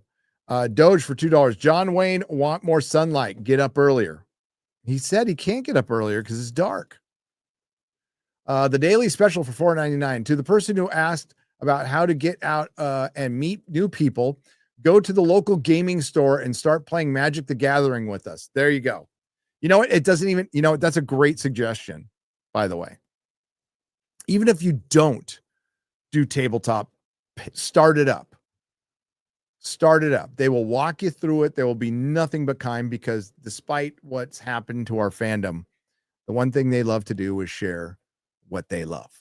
And they will walk you through it, and that experience will get you to meet somebody. Great suggestion from the daily special. Pick up a hobby just for the social aspect of it. 25-year in the Coast Guard and hate getting up early. Ugh, yeah. John Wade for $10. Doge, I already get up extremely early for my job. My entire point was when I get off work, I would like to enjoy a few more hours of daylight in the evening so I don't feel like a damn vampire. Yeah, because it's dark when you get up and it's dark when you get home. Yeah, I remember those days. Bruno for 10 Canadian pesos says, I'm tired. I'm sorry. Go to sleepy. James Gunn is a woke douche knuckle and has no self-realization. He is a lost cause, says Decky69 for $5. He is. I think for DC, he is. There's a lot of people who are rooting for him. I was rooting for him. We all were. We all wanted it to be good. Jeremy and I were kind of the two only people who really like Guardians 3. I like the Christmas special. But if you go back and watch the Guardians Christmas special, it's kind of like the same shtick that he fucking does in everything. There's some musical dancey scene, and it's like, well, okay, there wasn't a bisexual orgy in the Christmas special, but he wanted to put one in there. And all these motherfuckers coming out going, you're so hypocritical because you're calling out a bisexual orgy. Okay, how in the fuck am I being hypocritical? You mean like I'm okay with it in other things, but not here? Like I'm okay with it in The Boys, but not in DC? That's not hypocritical. They're not the fucking same. One is a black comedy parody of superheroes, and the other one is supposed to be launching your fucking universe. Now, if you want to start if you want your third thing technically to be a dark comedy parody of something you haven't even fucking started yet, because that's the one thing he hasn't done. James Gunn did not establish that this is a clean break from the DCU or the DCEU. He is not. So what are you being a parody of? What is this self-referential of? So it has to be other superhero work. Well, motherfucker, you better focus on your superhero work. That was the whole point. If you want to make a rated R weird fucking version of some TV show to make sure you don't have a house style like Marvel does, I get it. But you do that once you've established something. And he hasn't established jack shit. I know that he thinks he was going to be really fucking successful and hit the ground running. And whatever they're saying out loud behind closed doors, they're not talking about how much of a success they are and how much merchandise they sold. I don't know, man. I'm blinded by all the Superman merchandise I'm seeing in the real world. None of it. None of it.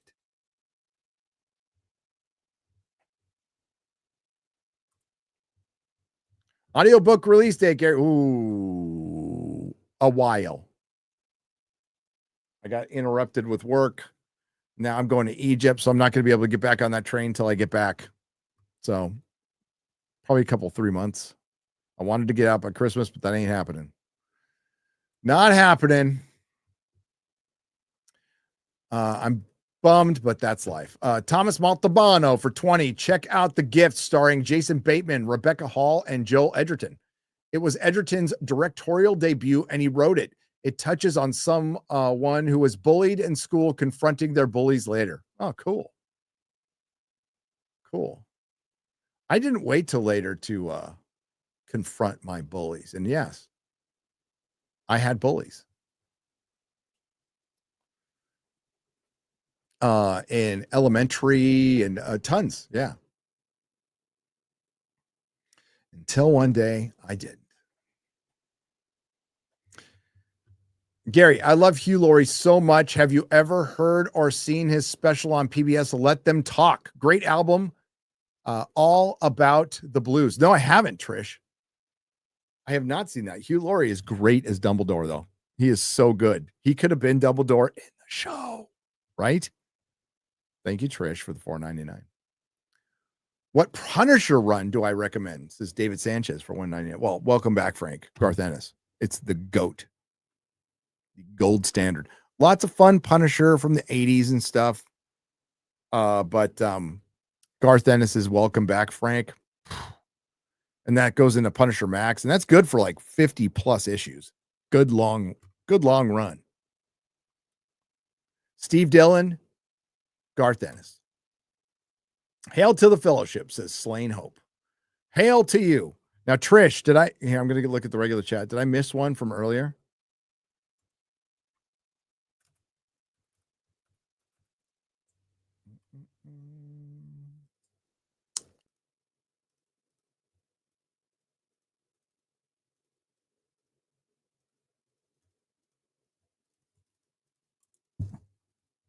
I'm waiting for an answer.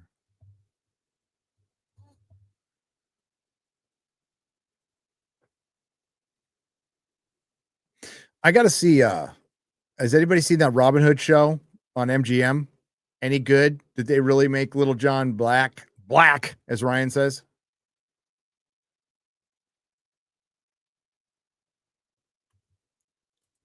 I didn't even do that, though. Right? That was pathetic. It's black.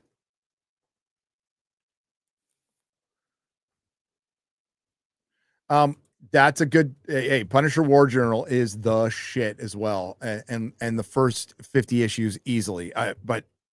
My go-to is still Ennis, but War Journal's fucking rad. You can't go wrong with that, Abigor.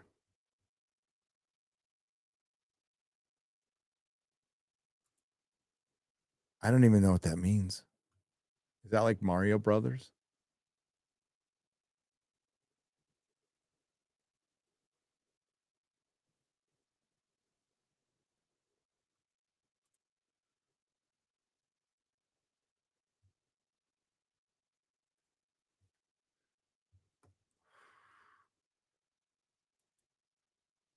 Did I get them all, Trish, or did I miss one?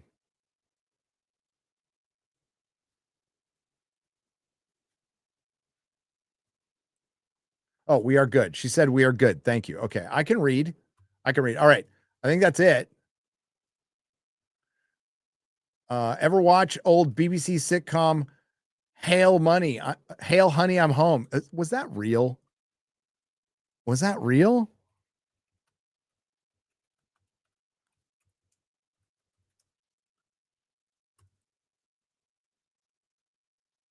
It's a pilot. For real? I gotta watch it. I heard of it, but I was never sure if it was real or not. Those were the days when people could laugh. All right. Well, thank you for joining me for an unscheduled live stream. Unscheduled live stream. And yeah, baby, I ramble. I'm an old man. What can I say? Thanks everyone. Is Flashcast about to start? Let's see. It has started. All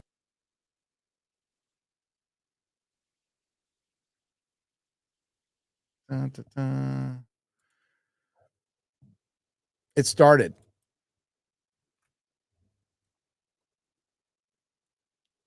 Laughing man. I'll schedule you up anytime, big boy. Mm-hmm. It's only a little gay. It's only a little gay. There is Flashcast. Go tell them I said hi. Very fine people, good people. Thanks to the Nerdrotics. Thanks to everyone who left a super chat and donation. You help keep the lights on. I don't think, was there any, I'll go check the Streamlabs. That's good. That's good. I usually don't put the link in, but somebody might have gotten to it. Hang on.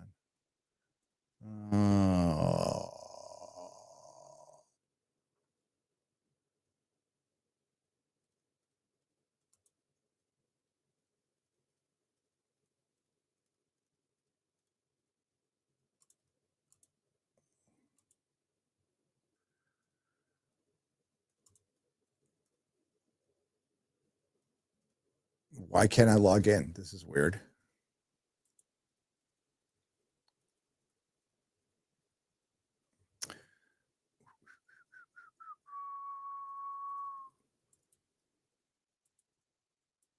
It is not letting me log in, Eric.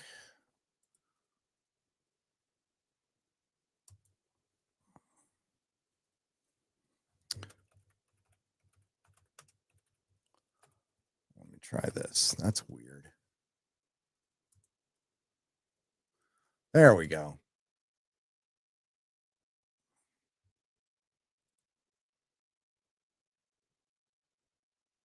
Let's see. What's the date today? 8th?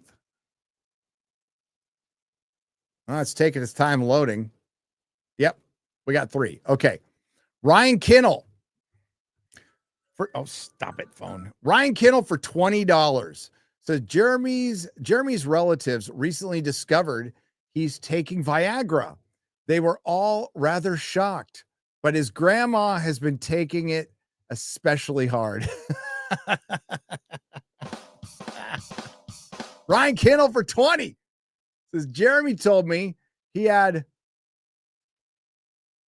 an Oedipus complex.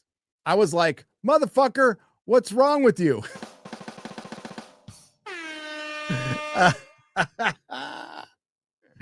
Here's something for bottled water in Egypt. I don't even know if that's safe, WG. Thank you for the $20, brother. Thank you. Thank you, Eric, for the heads up. Motherfucker, what's wrong with you? All right.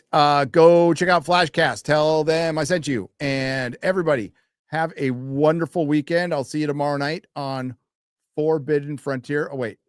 Thank you, Gary, for helping me stay sober on this Saturday night. Oh, you did it all yourself.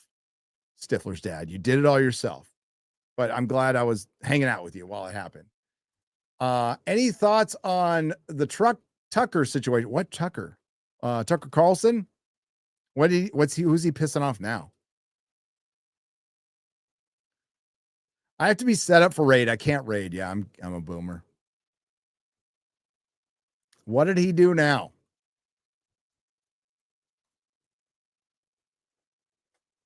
I have no idea.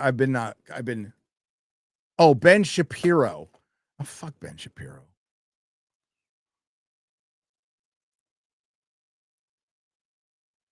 Fuck Ben Shapiro. He's a twat. Not a fan. Never been a fan. Not a fan. Never been a fan.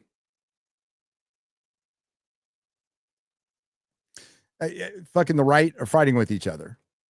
It's a day that ends in Y. So I'd rather not think about Ben Shapiro. Tucker, I'm fine with Tucker. I'm fine with Tucker. As far as I know. But you all have a good night. So thank you to the Nerdrotics. Thanks to everyone who left a super chat donation. You help keep the lights on. I appreciate everybody who participated. I appreciate the lurkers. I will see you all tomorrow night on Forbidden Frontier.